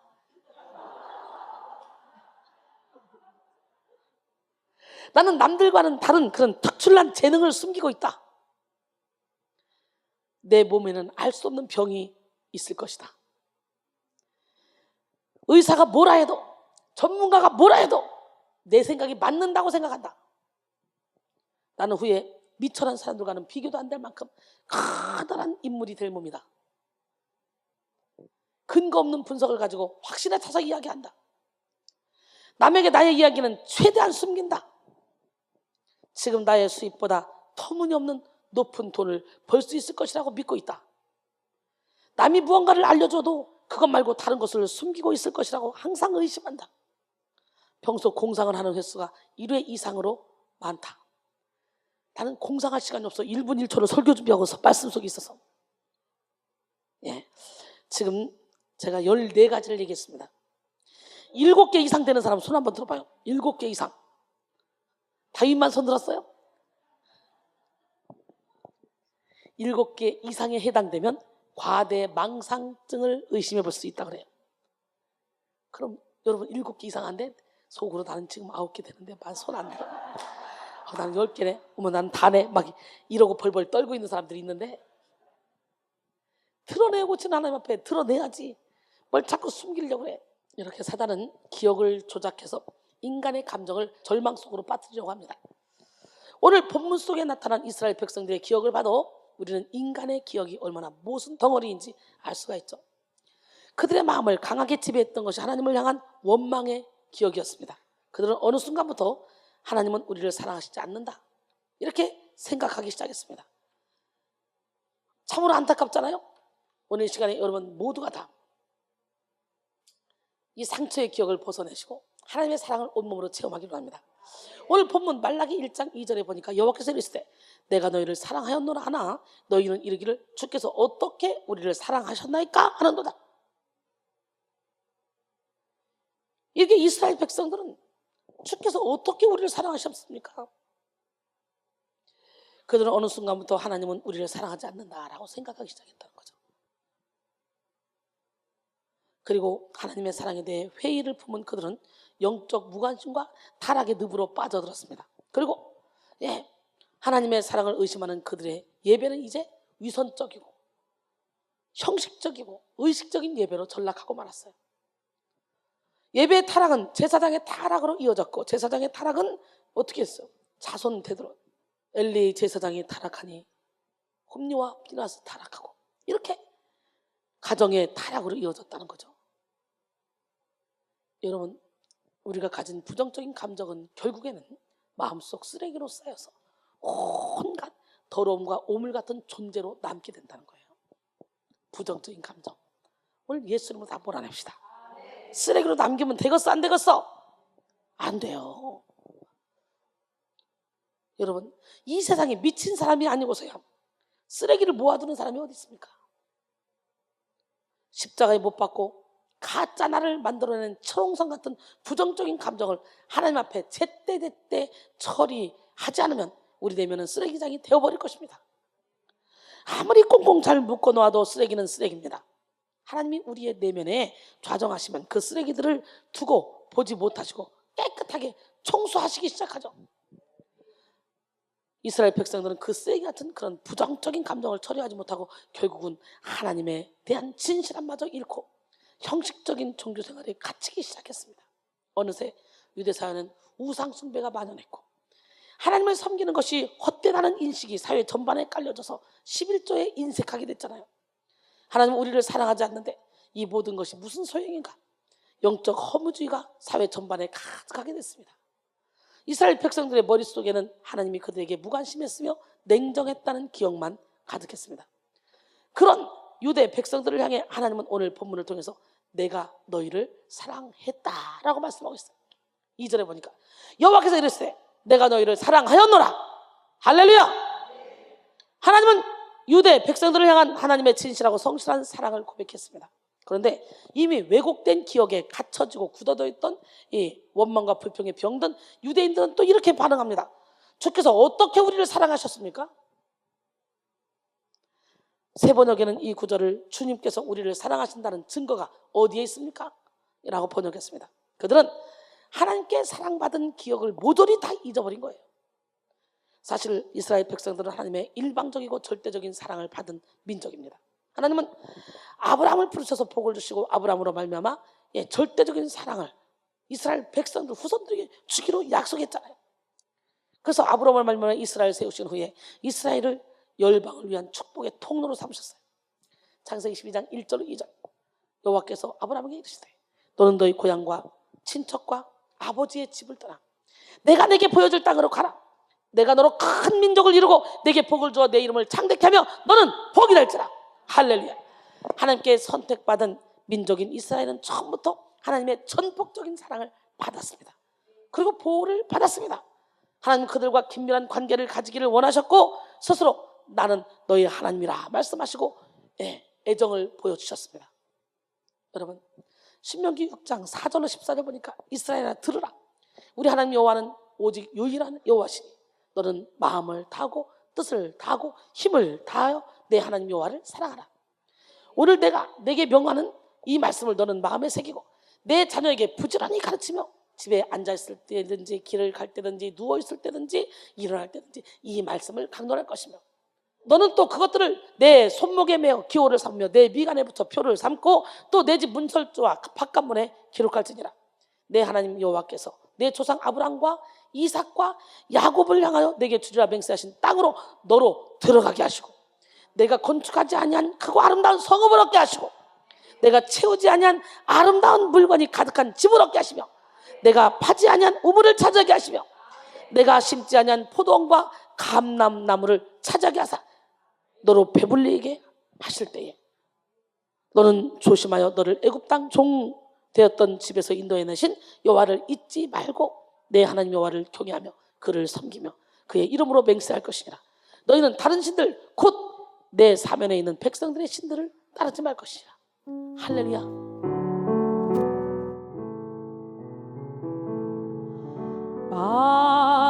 마음을 다하고 성품을 다하고 힘을 다하여서 여호와를 사랑하라. 내게 준 계명을 마음에 새기고 부지런히 이웃에게 전하여라. 그러면 내가 짓지 않은 큰 집을 주리라. 내가 심지 않은 과실을 먹게 하리라. 그러나 한 가지 잊지는 말아라. 죄인된 우리를 구원하신 여호와를. 그러면 내가 짓지 않은 큰 집을 주리라. 내가 심지 않은 과실을 먹게 하리라. 아멘. 그러나 한 가지 잊지는 말아라. 죄인된 우리를 구원하신 여호와를. 제가 그렇게 살고 있지 않습니까? 여러분, 하나님은 이스라엘 백성들을 사랑하셔서 수많은 이적과 기적과 능력으로 그들을 인도하셨어. 그들이 애굽에 종살이를 할 때 피게이파, 악독, 우매흑장 10가지 재앙을 통해서 출애굽시키시고 앞에 홍해를 가르시고, 할렐루야. 예, 그리고 만의 쓴물을 단물로 바꿔주시고 구름기둥 불기둥으로 반석에서 물을 저 물을 먹게 하시고 만나와 메추라기를 먹이시고, 정말 우리 하나님께서는 끊임없이 그들을 인도하셨잖아. 근데 그들은 입만 벌리면 뭐 했어? 불평하고 원망했어. 그게 너지 시작. 지금 여러분들은 이스라엘 백성들처럼 애굽이라는 세상에서 구출받아서 교회에 와 있는 거야. 여기가 지성소가 아니고 여기가 가나안 땅이 아니야. 여기가 지금 광야야, 광야. 이 광야에서 여기서 철저히 하나님을 믿고 의지하는 사람은 가나안 땅으로 쑥 들어가서 여기서도 천국을 누릴 것이고, 이 광야에서 맨날 입만 벌리면 불평하고 원망하는 사람은 결국은 광야에서 고생하다가 죽을 거예요. 여러분, 하나님은 지금 여러분을 애굽에서 인도해서 지금 광야 가운데 놓고 여기서 훈련시키고 계셔. 근데 맨날 불평하고 원망하지 마. 40년 쥐야를 걸어도 옷과 신발이 헤어지지 않게 만들고 하나님의 말씀에 순종할 때 만나는 그런 전쟁마다 다 이기게 하셨고, 그리고 마침내 젖과 꿀이 흐르는 가나안 땅에 도착해요. 가나안 땅을 정복하도록 하신 하나님. 그 하나님은 누구 하나님? 그러나 이스라엘은 하나님의 절대적인 사랑을 기억하지 못했어요. 다 잊어버리고 시대대로 우상 숭배를 하며 하나님의 말씀에 불순종함으로 하나님의 마음을 아프게 했다는 거지. 가나안 땅에 들어가서도. 그들은 영적인 기억 상실에 빠진 그런 민족이었습니다. 신명기 8장 2절로 4절 보니까 내 하나님 여호와께서 이 40년 동안 내게 광야길을 걷게 하신 것을 기억하라. 이는 너를 낮추시며 너를 시험하사 내 마음이 어떠한지 그 명령을 지키는지 지키지 않는지 알려 하심이라. 너를 낮추시며 너를 줄이게 하시며 너도 알지 못하며 내 조상들도 알지 못하던 만나를 내게 먹이신 것은 사람이 떡으로만 사는 것이 아니요 여호와의 입에서 나오는 모든 말씀으로 사는 줄을 내가 알게 하려 하심이라. 이 40년 동안에 내 의복이 헤어지지 아니하였고 내 발이 부르트지 아니하였느니라 그랬어요. 하나님은 영적 기억 상실증에 걸린 그런 이스라엘 백성들을 깨닫게 하시기 위해서 많은 선자들을 보냈습니다.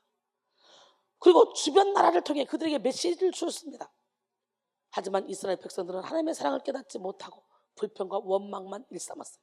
사실 오늘 본문에서 유대 백성들이 하나님께 대항하여 주께서 어떻게 우리를 사랑하셨나이까? 라고 묻고 있는 질문은 이거는 하나님의 마음을 심히 아프게 하는 질문이었어요. 사랑하는 사람의 마음을 가장 아프게 하는 것은 뭐냐? 그 사람의 사랑을 부정하는 것이죠. 자식이 부모에게 엄마 아빠 나한테 해준 게 뭐 있어요? 날 사랑하기는 해요? 라고 말하면 부모의 가슴이 못이 박힐 겁니다. 근데 제가요 어렸을 때 잘 썼던 말이 있어요. 누가 나를 나누라 그랬어? 우리 엄마한테 나 그거 참 많이 했어요. 응? 누가 나를 나누라 그랬어? 나눴으면 필요한 걸 다 줘야 될 거 아니야? 예, 우리 엄마가 그러는데 제가 일반 형제들 가리키는데 나는 그 사람들에게 4배가 들었대 돈이. 응? 이 언니는 10,000원이면 될 걸 나는 40,000원이 들어야 된대요. 어려서부터 돈 잡아먹는 기계였어. 그러니까 우리 언니가 우리 엄마 우리 가족들이 처음엔 그러다가 나중에 그렇게 돈을 잘 쓰더니 결론적으로는 돈을 잘 보내. 그래서 나를 인정해 주더라고. 어쨌든 내가 툭 하면 누가 나를 나누라겠어? 그런 말을 참 많이 했네요. 그게 얼마나 불효막심한 얘기인지 모르고 했어요. 철부지 때, 어렸을 때, 중학교 때도 그랬던 것 같아요. 중학교 때도. 그것이 생각이 나요. 우리 엄마가 참 아팠겠다. 오늘 그런 말 하는 사람들 오늘 예수피. 요즘도 그러잖아. 지들이 좋아가지고 나놓고 왜 지랄이야 나한테. 누가 나보다 나달라 그랬어? 막 이런 말 하는 애들 참 많아요. 요즘도. 이게요 부모님 가슴에 못을 박는 얘기야. 여러분 지금 이스라엘 백성들은 나는 너희를 사랑했다 말씀하시는 하나님의 사랑 앞에 대못을 박으며 주께서 어떻게 우리를 사랑하셨나이까? 라고 말하고 있죠. 이렇게 사람의 기억이 무섭습니다. 욕심에 물든 사람의 기억은 은혜를 망각하고 교만에 빠진 사람의 기억은 자기 공로만 내세우며 무지로 점철된 사람의 기억은 모순으로 가득합니다. 하나님은 사랑받은 기억은 다 있고 원망만 하는 이스라엘 백성들에게 이렇게 답변했습니다. 오늘 본문 2절 5절 나 여호와가 말하더라. 에서는 형이 아니냐? 그러나 내가 야곱을 사랑했고 에서는 미워했으며 그의 산들을 황폐하게 하였고 그의 산업을 광야의 이리들에게 넘겼느니라. 에돔은 말하기를 우리가 무너뜨림을 당하였으나 황폐된 것을 다시 쌓으리라 하거니와 나 만군의 여호와는 이러노라. 그들은 쌓을지라도 나는 헐리라. 사람들이 그들을 일컬어 악한 지역이라 할지라도 여호와의 영원한 진노를 받은 백성이라 할 것이며 너희는 눈으로 보고 이르기를 여호와께서 이스라엘 지역 밖에서도 크시다 하리라. 할렐루야. 오스왈드 챔버스는 말했습니다. 당신의 인생을 돌아보며 하나님의 은혜가 어떠했는지 기억하라. 그러면 단 한 가지 사실만이 크게 보일 것이다. 그것은 바로 하나님은 사랑이시라는 것이다. 하나님은 뭐야? 성 어거스틴도 기억의 영성에 대해서 말했습니다. 그는 기억의 영성에 대해서 3가지 요소를 말하는데요. 첫째, 기억을 통해 하나님을 만난 경험을 되살리는 것. 둘째, 기억 안에 존재하는 생각을 통해 하나님을 묵상하는 것. 생각하기죠. 그래서 기억을 통해 하나님을 만난 경험을 되살리는 것. 기억하기. 나는 오늘 시간에 여러분 기억하고 또 묵상하는 것. 또 셋째, 기억 안에서 자신의 참된 자아를 여행하는 것. 뭐 하는 것? 여행하는 것. 이 3가지 요소들이 가진 지혜는 우리의 영성 생활에 큰 유익을 줍니다. 하지만 어거스틴이 여기서 강조하는 것은 과거의 경험을 단순히 기억해내는 행위가 아닙니다. 오히려 어거스틴이 말하는 기억하기란 과거 경험을 다시 살려내는 것을 의미하는 거예요. 과거에 하나님을 만난 경험을 기억해내는 거라는 거예요. 첫사랑을 회복하기 위해서 내게 주신 은혜를 기억하는 거죠. 예전에 나에게 은혜 주셨던 하나님에 대한 경험, 내 삶의 고통 속에서 나를 건져주셨던 하나님을 기억의 창고에서 불러와서 새롭게 경험한다면 지금의 시험과 고통과 그런 아픔을 능히 감당할 수 있는 영적인 지혜와 힘을 얻을 수 있기 때문이에요. 하나님의 대답의 핵심은 이스라엘을 향한 하나님의 사랑이 절대적이고 일방적이며 무조건적이고 영원한 것입니다. 하나님은 일방적으로 장남 에서가 아니라 차남 야곱을 사랑하셨고 야곱을 통한 이스라엘에게 복을 주셨습니다. 이스라엘이 사랑받을 만한 어떠한 조건을 가지고 있어서가 아닙니다. 어떠한 행위를 해서가 아닙니다. 아예 모태 중에 야곱을 하나님이 높이셨어요. 하나님의 주권적인 사랑, 그 사랑을 부으셨다는 거죠. 야곱에게. 신명기 7장 6절로 10절. 너는 여호와 내 하나님의 성민이라. 내 하나님 여호와께서 지상 만민 중에서 너를 자기 백성의 기업으로 택하셨나니 여호와께서 너희를 기뻐하시고 너희를 택하심은 너희가 다른 민족보다 수요가 많기 때문이 아니니라. 너희는 오히려 모든 민족 중에 가장 적으니라.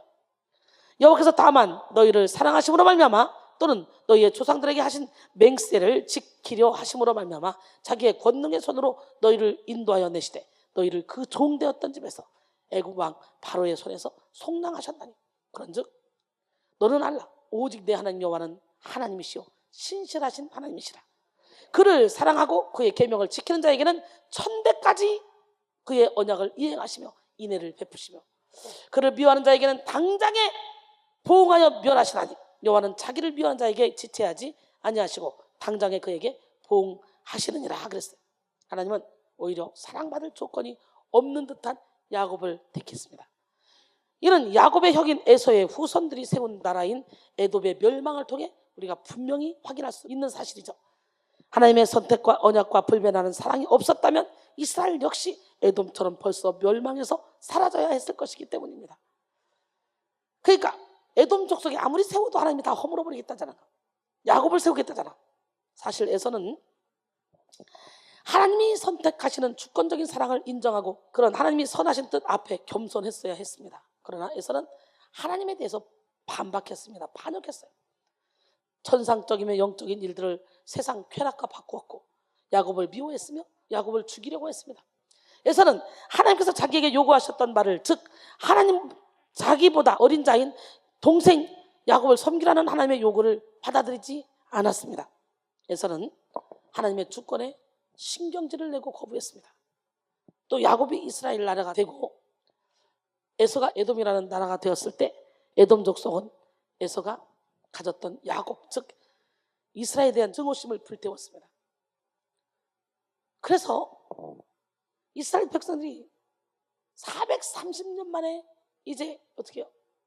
출애굽해서 에돔 족속에 사는 그 지역을 지나갈 수밖에 없는 상황이 되는데 왕이 와서 막습니다. 못 지나가게.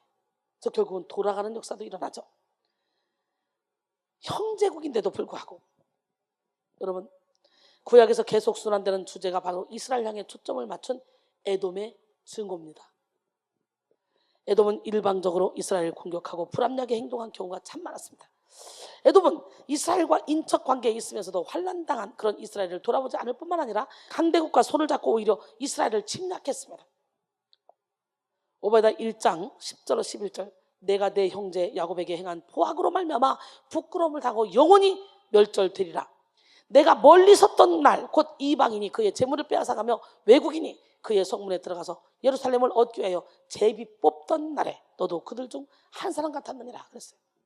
특히 남유다가 주전 586년 바벨론의 침략으로 무너질 때 에돔 족속은 바벨론 제국의 앞잡이가 되어서 예루살렘을 공격하고 약탈하고 유대인들을 포로로 붙잡아 가도록 도왔습니다. 힘들 때 서로 도와야 될 그런 형제가 오히려 남보다 못한 원수가 된 것이죠. 무엇보다도 에돔은 시온성을 공격하는데 앞장섰습니다. 시온은 하나님께서 기거하시며 자신의 이름을 두기 위해 선택하신 특별한 장소입니다. 그리고 하나님의 백성들이 하나님을 예배하는 그런 장소입니다. 그런데 에돔은 그 시온을 공격하여 시온을 멸망시키려고 했습니다. 이것은 하나님께서 용서하실 수 없는 악 중의 악이었습니다. 오바댜 1장 1절로 6절 보니까 오바다의 묵시라 주 여호와께서 에돔에 대하여 이와 같이 말씀하시니라. 우리가 여호와께로 말미암아 소식을 들었나니 곧 사자가 나라들 가운데 보내심을 받고 이르기를 너희는 일어날지어다. 우리가 일어나서 그와 싸우자 하는 것이니라. 보라, 내가 너를 나라들 가운데 매우 작게 하였으므로 내가 크게 멸시를 받느니라. 너희 마음이 교만이 너를 속였도다. 바위 틈에 거주하며 높은 곳에 사는 자여, 내 마음에 이르기를 누가 능히 나를 땅에 끌어내리겠느냐 하니 내가 독수리처럼 높이 오르며 별 사이에 깃들일지라도 내가 거기에서 너를 끌어내리리라. 여호와의 말씀이니라.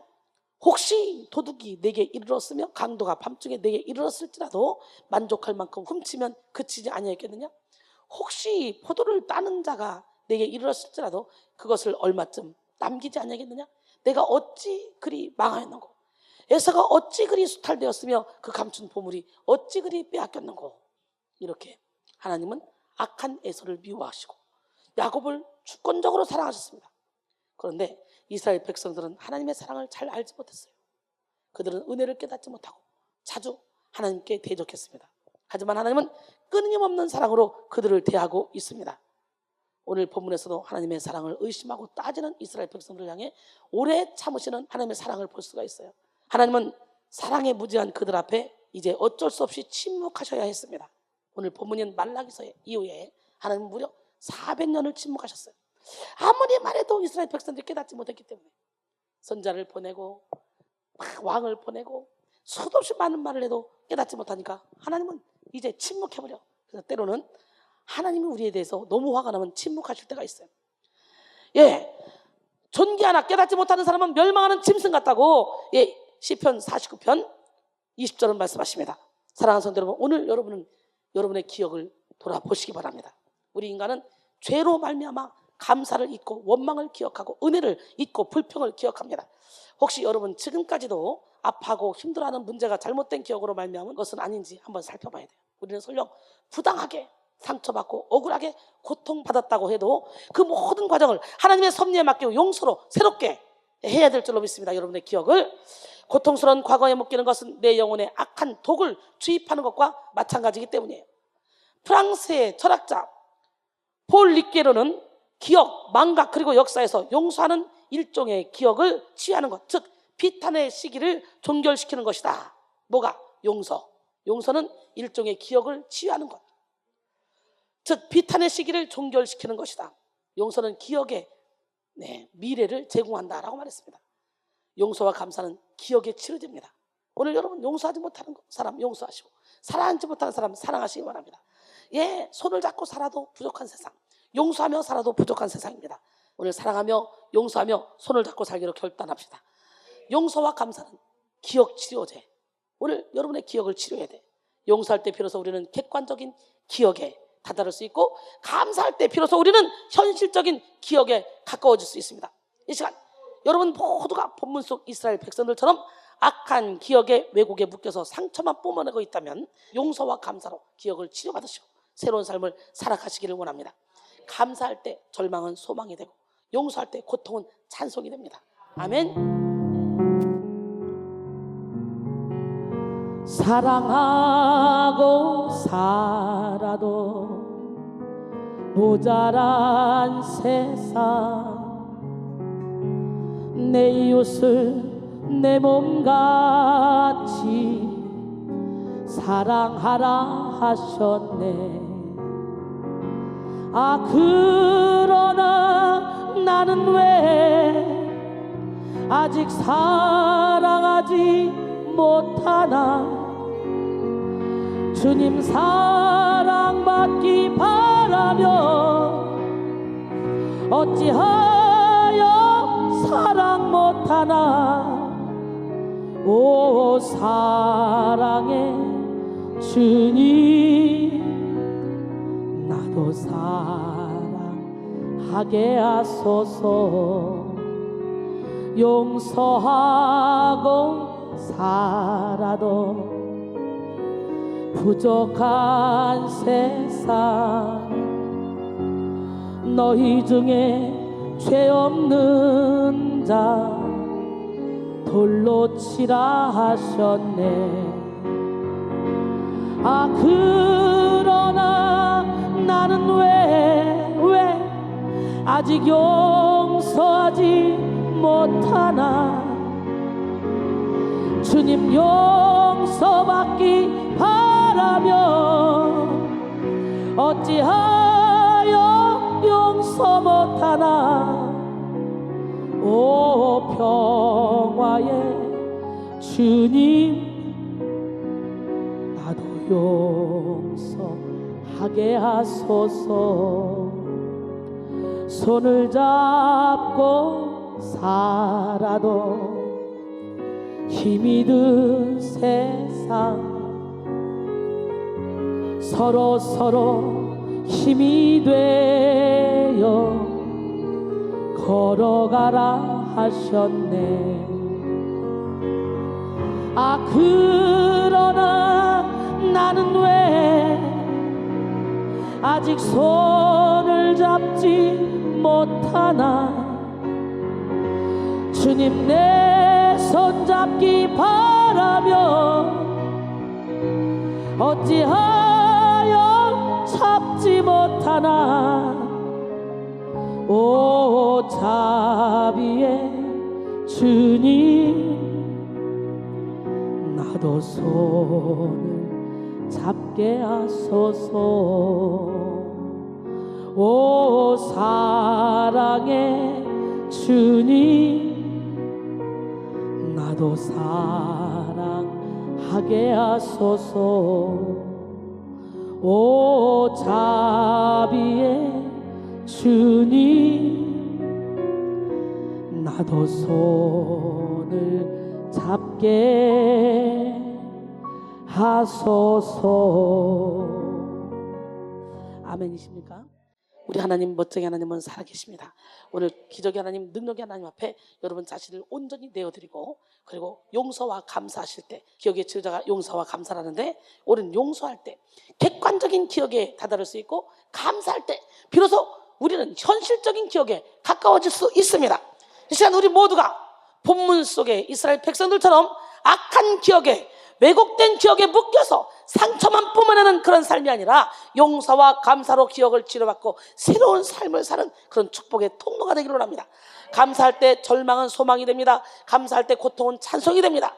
에레미야가 3장 19절로 24절 내 고초와 재난 곧 쑥과 담즙을 기억하소서. 내 마음이 그것을 기억하고 내가 낙심이 되오나 이것을 내가 내 마음에 담아 두었더니 그것이 오히려 나의 소망이 되었사오면 여호와의 인자와 긍휼이 무궁하심으로 우리가 진멸되지 아니함이니라. 이것들이 아침마다 새로우니 주의 성실하심이 크시도소이다. 내 심령에 이르기를 여호와는 나의 기업이시니 그러므로 내가 그를 바라리라 하더라. 할렐루야. 오직 여호와만 바라는 여러분 되기를 원합니다. 예. 기적의 하나님, 능력의 하나님, 살아계신 하나님이 저에게 고난을 허락하시지 않았다면 저는 절대로 오늘 이 자리에 설 수 없었습니다. 그 기적의 하나님이 제게 은혜를 베풀어 주시고 저를 도와주시기 때문에 제가 오늘날 이런 사역을 할 수가 있는 거예요. 시편 30편 10절로 12절까지 여호와여 들으시고 내게 은혜를 베푸소서. 여호와여 나를 돕는 자가 되소서 하였나이다. 주께서 나의 슬픔이 변하여 내게 춤이 되게 하시며 나의 베옷을 벗기고 기쁨으로 띠띠우셨나이다. 이는 잠잠하지 아니하고 내 영광으로 주를 찬송하게 하시니 여호와 나의 하나님이여 내가 주께 영원히 감사하리이다. 할렐루야. 오늘 여러분 모두가 다 기적의 하나님을 만나서 영원히 주께 감사하는 축복의 통로가 되기를 원합니다.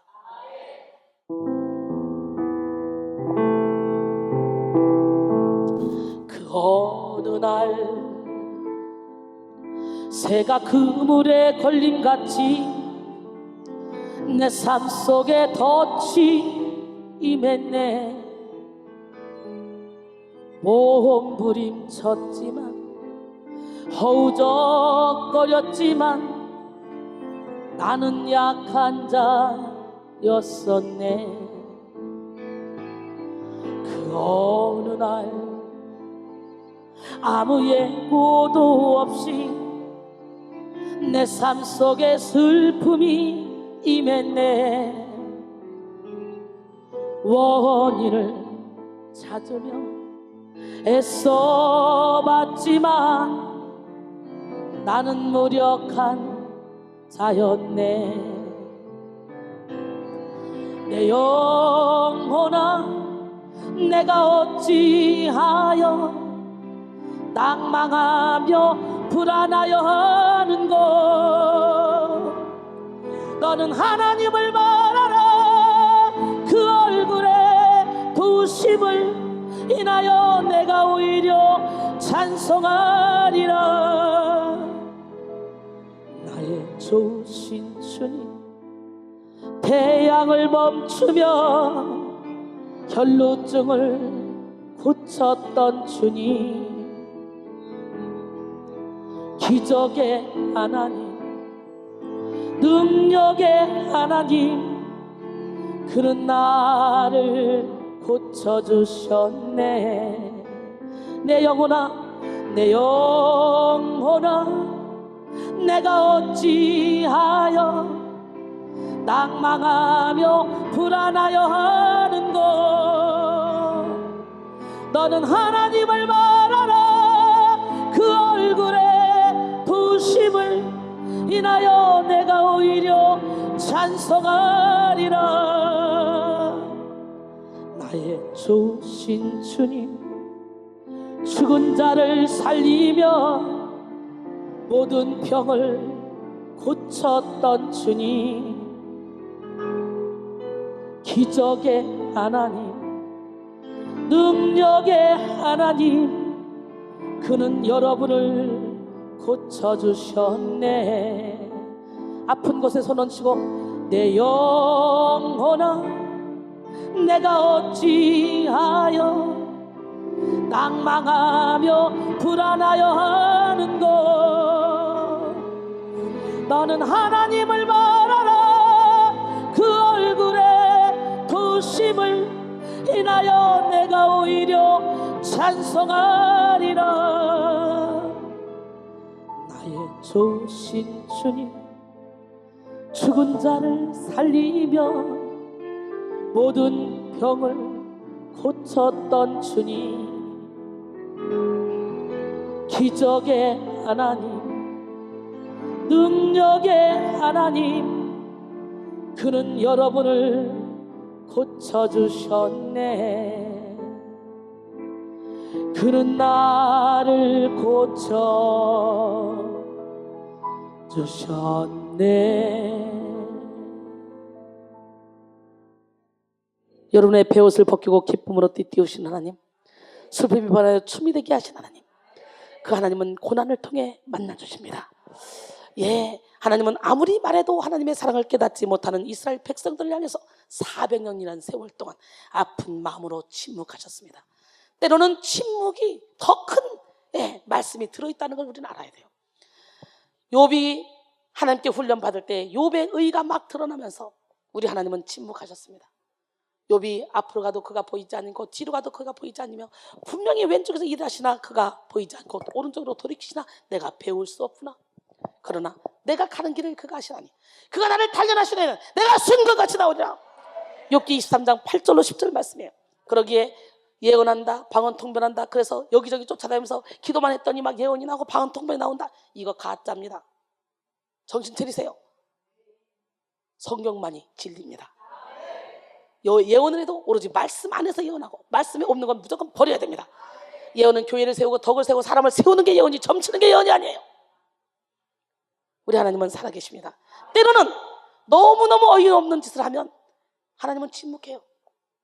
저도 여기서 훈련시키다가 너무 기가 막힌 얘기하면 야단 안 칩니다. 그러면 야단을 안 맞으면 우리 전사들이 가장 더 무서워요. 부목사들이 야단 치면 곧 용서해 주겠다는 말이지만 야단 안 치면 깊이 깨달으라. 그렇기 때문에 어설프게 여기저기 은사주의자들 쫓아다녀서 여러분의 영혼 망가뜨리지 마시고 정신 바짝 들어서 우리는 말씀 안에 서야 돼요. 기록된 말씀 밖으로 나가면 안 돼요.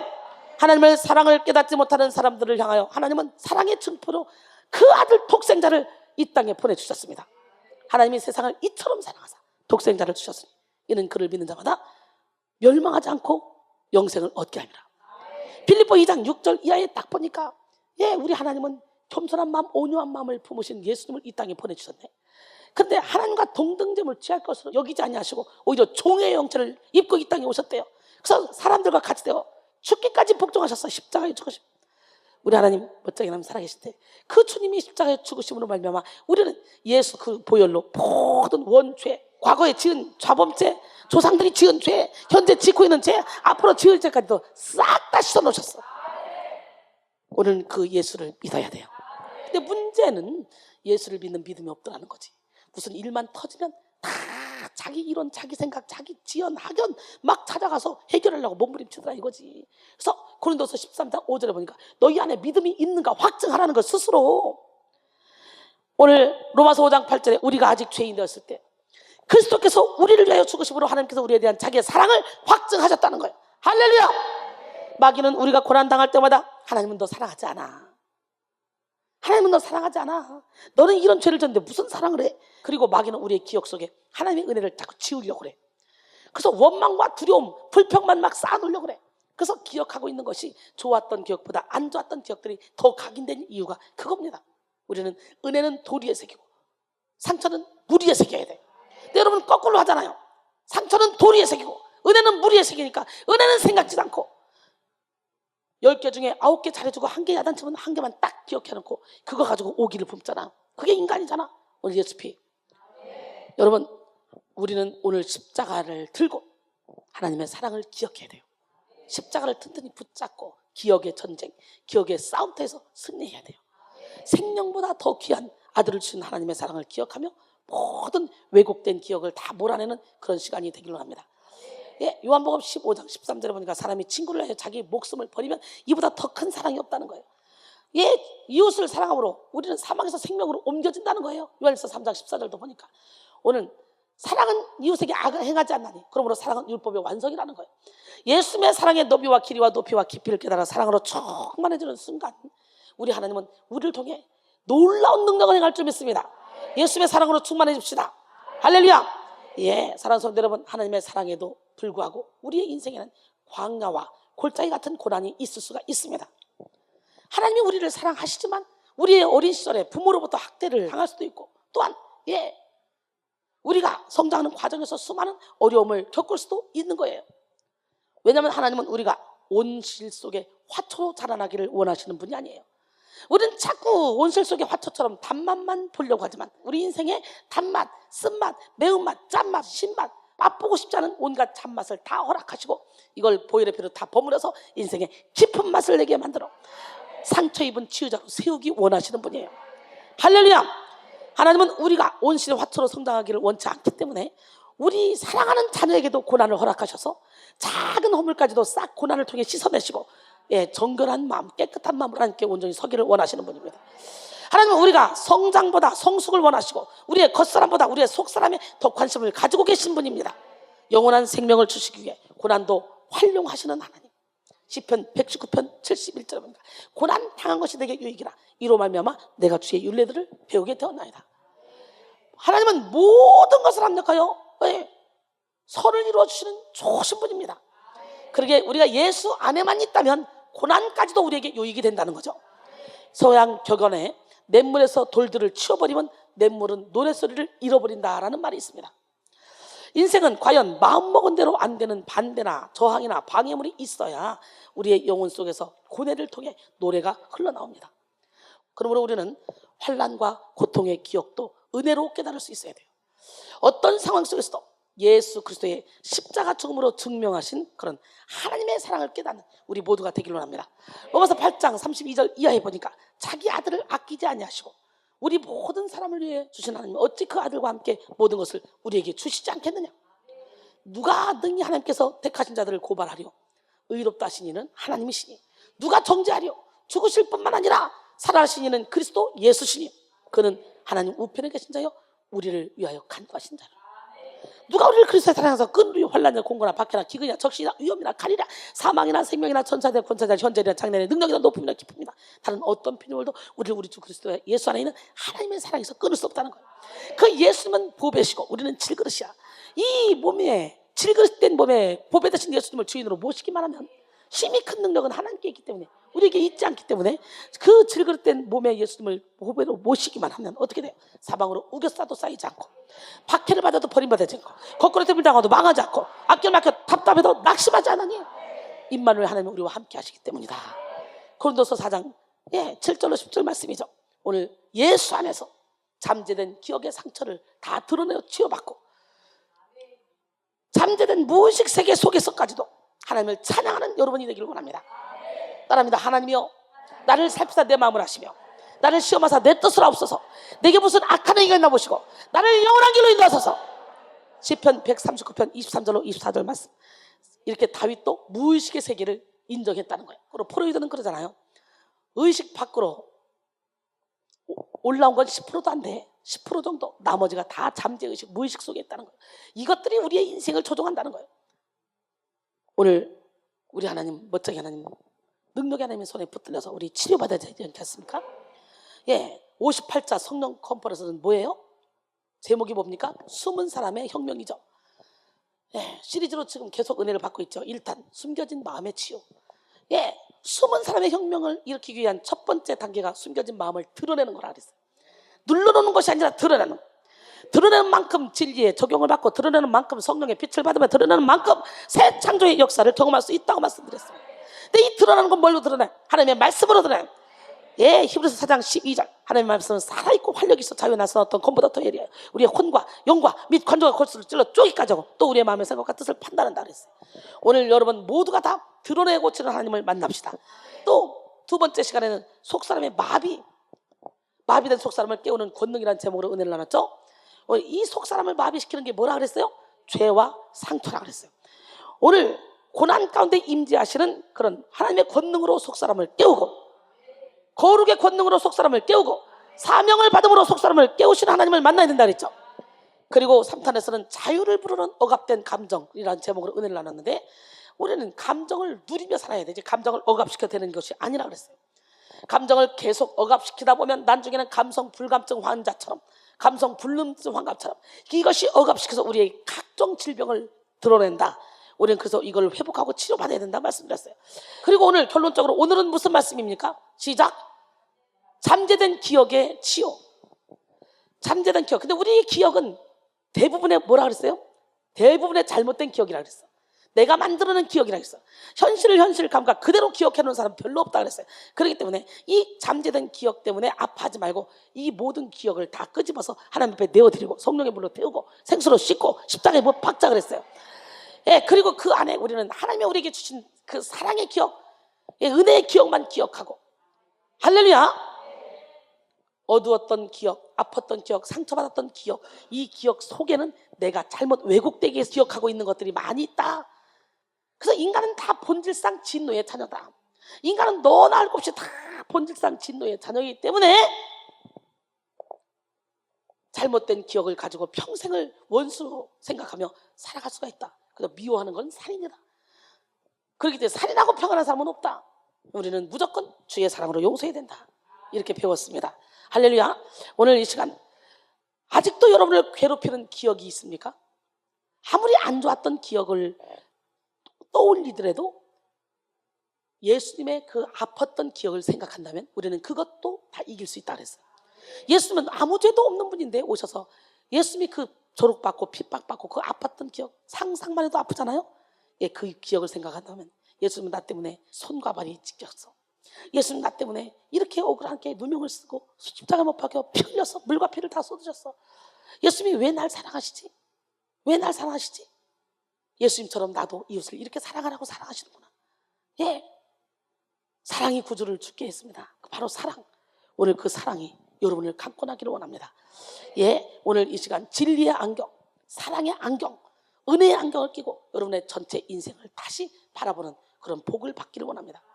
받은 복을 세워보며 하나님의 은혜를 기억하기를 원합니다. 욕심과 두려움, 망상에 빠져서 왜곡되었던 기억을 십자가에 싹 다 못 받고 절대적인 하나님의 사랑을 신뢰함으로 부정적인 모든 기억, 잠재된 기억까지도 싹 다 치료받는 시간이 되기를 원합니다. 진리로 치료받은 기억은 모든 것이 은혜임을 고백하게 합니다. 인생의 가장 추악하고 부끄러웠던 그런 기억까지 하나님께 나오게 하는 통로가 되고 인생의 가장 아팠고 쓰러졌던 그런 상처됐던 기억도 영적인 복을 누리게 하는 그런 유익이 바로 하나님 안에 있다는 거예요. 그래서 고난이 유익인 거예요. 이 시간 여러분 모두가 잠재된 기억을 치유받고 하나님의 은혜를 깨달으며 은혜의 기억을 확장시켜 나가는 삶을 살아 이 땅에서도 천국을 누리며 하나님의 뜻을 이루는 삶을 살기로 합니다. 은혜의 기억을 확장시켜. 은혜의 기억을, 다른 거 기억하지 말고 과거의 모든 아팠던 기억은 다 예수 이름으로 생수로 다 씻어내고 은혜의 기억을 확장시키고 첫사랑을 회복하고 더 큰 은혜, 더 큰 은혜의 세계로, 더 큰 은혜의 바다로 달려나가는 축복의 통로가 되기를 원합니다. 사랑이 구주를 죽게 했어요. 우리 함께 찬양합니다. 사랑이 구주를 죽게 했네. 왜 날 사랑하나. 겸손히 십자가 지시었네. 왜 날 사랑하나. 왜 날 사랑하나. 왜 날 사랑하나. 왜 주님 갈보리 가야 했나. 왜 날 사랑하나. 그 손과 발 날 위해 지키셨네. 왜 날 사랑하나. 고난을 당하여 구원했네. 왜 날 사랑하나. 왜 날 사랑하나. 왜 날 사랑하나. 왜 주님 갈보리 가야 했나. 왜 날 사랑하나.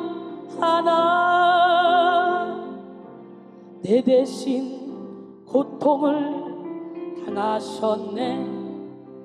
왜 날 사랑하나.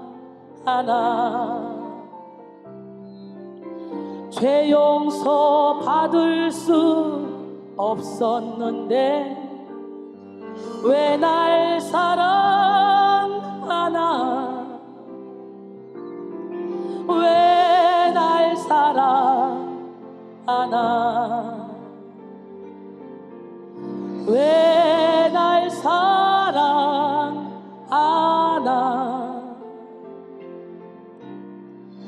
왜 주님 갈보리 가야 했나. 왜 날 사랑하나. 이유가 있어요. 일할 수 있을 때 힘써 일하라고 하나님을 위하여 나에게 건강 있는 것 주님 일 하라 준 것인데. 나에게 지식 있는 것 주님 일 하라 준 것인데. 너희는 청년의 때에 창조주 하나님을 기억하라 말씀하신 하나님 왜 잊었는가. 금보다 귀한 세월 나를 위해 무엇했느냐. 예수님 나에게 물으시니 회개의 눈물뿐이네. 나에게 물질 있는 것 주님이 하라 준 것인데. 나에게 명예 있는 것 주님이 하라 준 것인데. 재물과 하나님을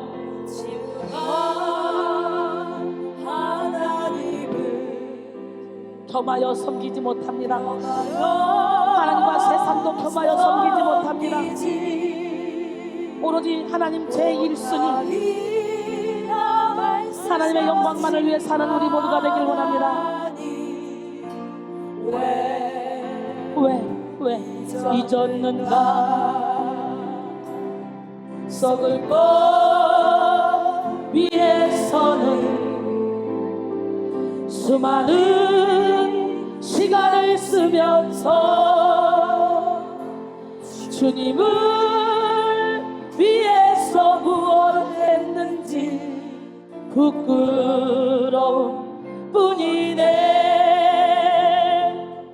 나에게 하나님 한 분 그것으로 족하지요. 한순간이 은혜와 감격뿐이지요. 먼저 그의 나라와 그의 의를 구하라. 세상 살아가는 법을 말씀하신 나의 하나님, 지금의 나눠된 것은 주님의 크신 은혜이니 일할 수 있을 때 힘써 일하라.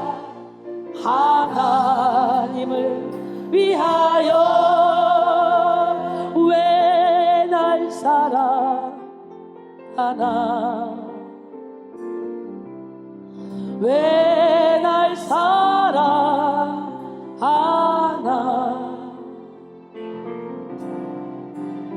왜 주님 갈보리 가야 했나? 왜 날 사랑하나? 여러분, 우리 주님이 십자가의 그 은혜로 우리를 구원해 주셨고, 이제 우리를 통해 사망의 그늘에 앉아 울고 있는 그 영혼들을 살리기 위해서 잠시 세상에 우리가 살아가는 동안에 하늘의 상급 쌓고 하늘나라를 확장시키라고 우리를 사랑해 주신 줄 믿습니다. 아멘. 박수치며 온몸으로 찬양하고 뜨겁게 기도하겠습니다. 바로 지금이 은혜 받을 때입니다.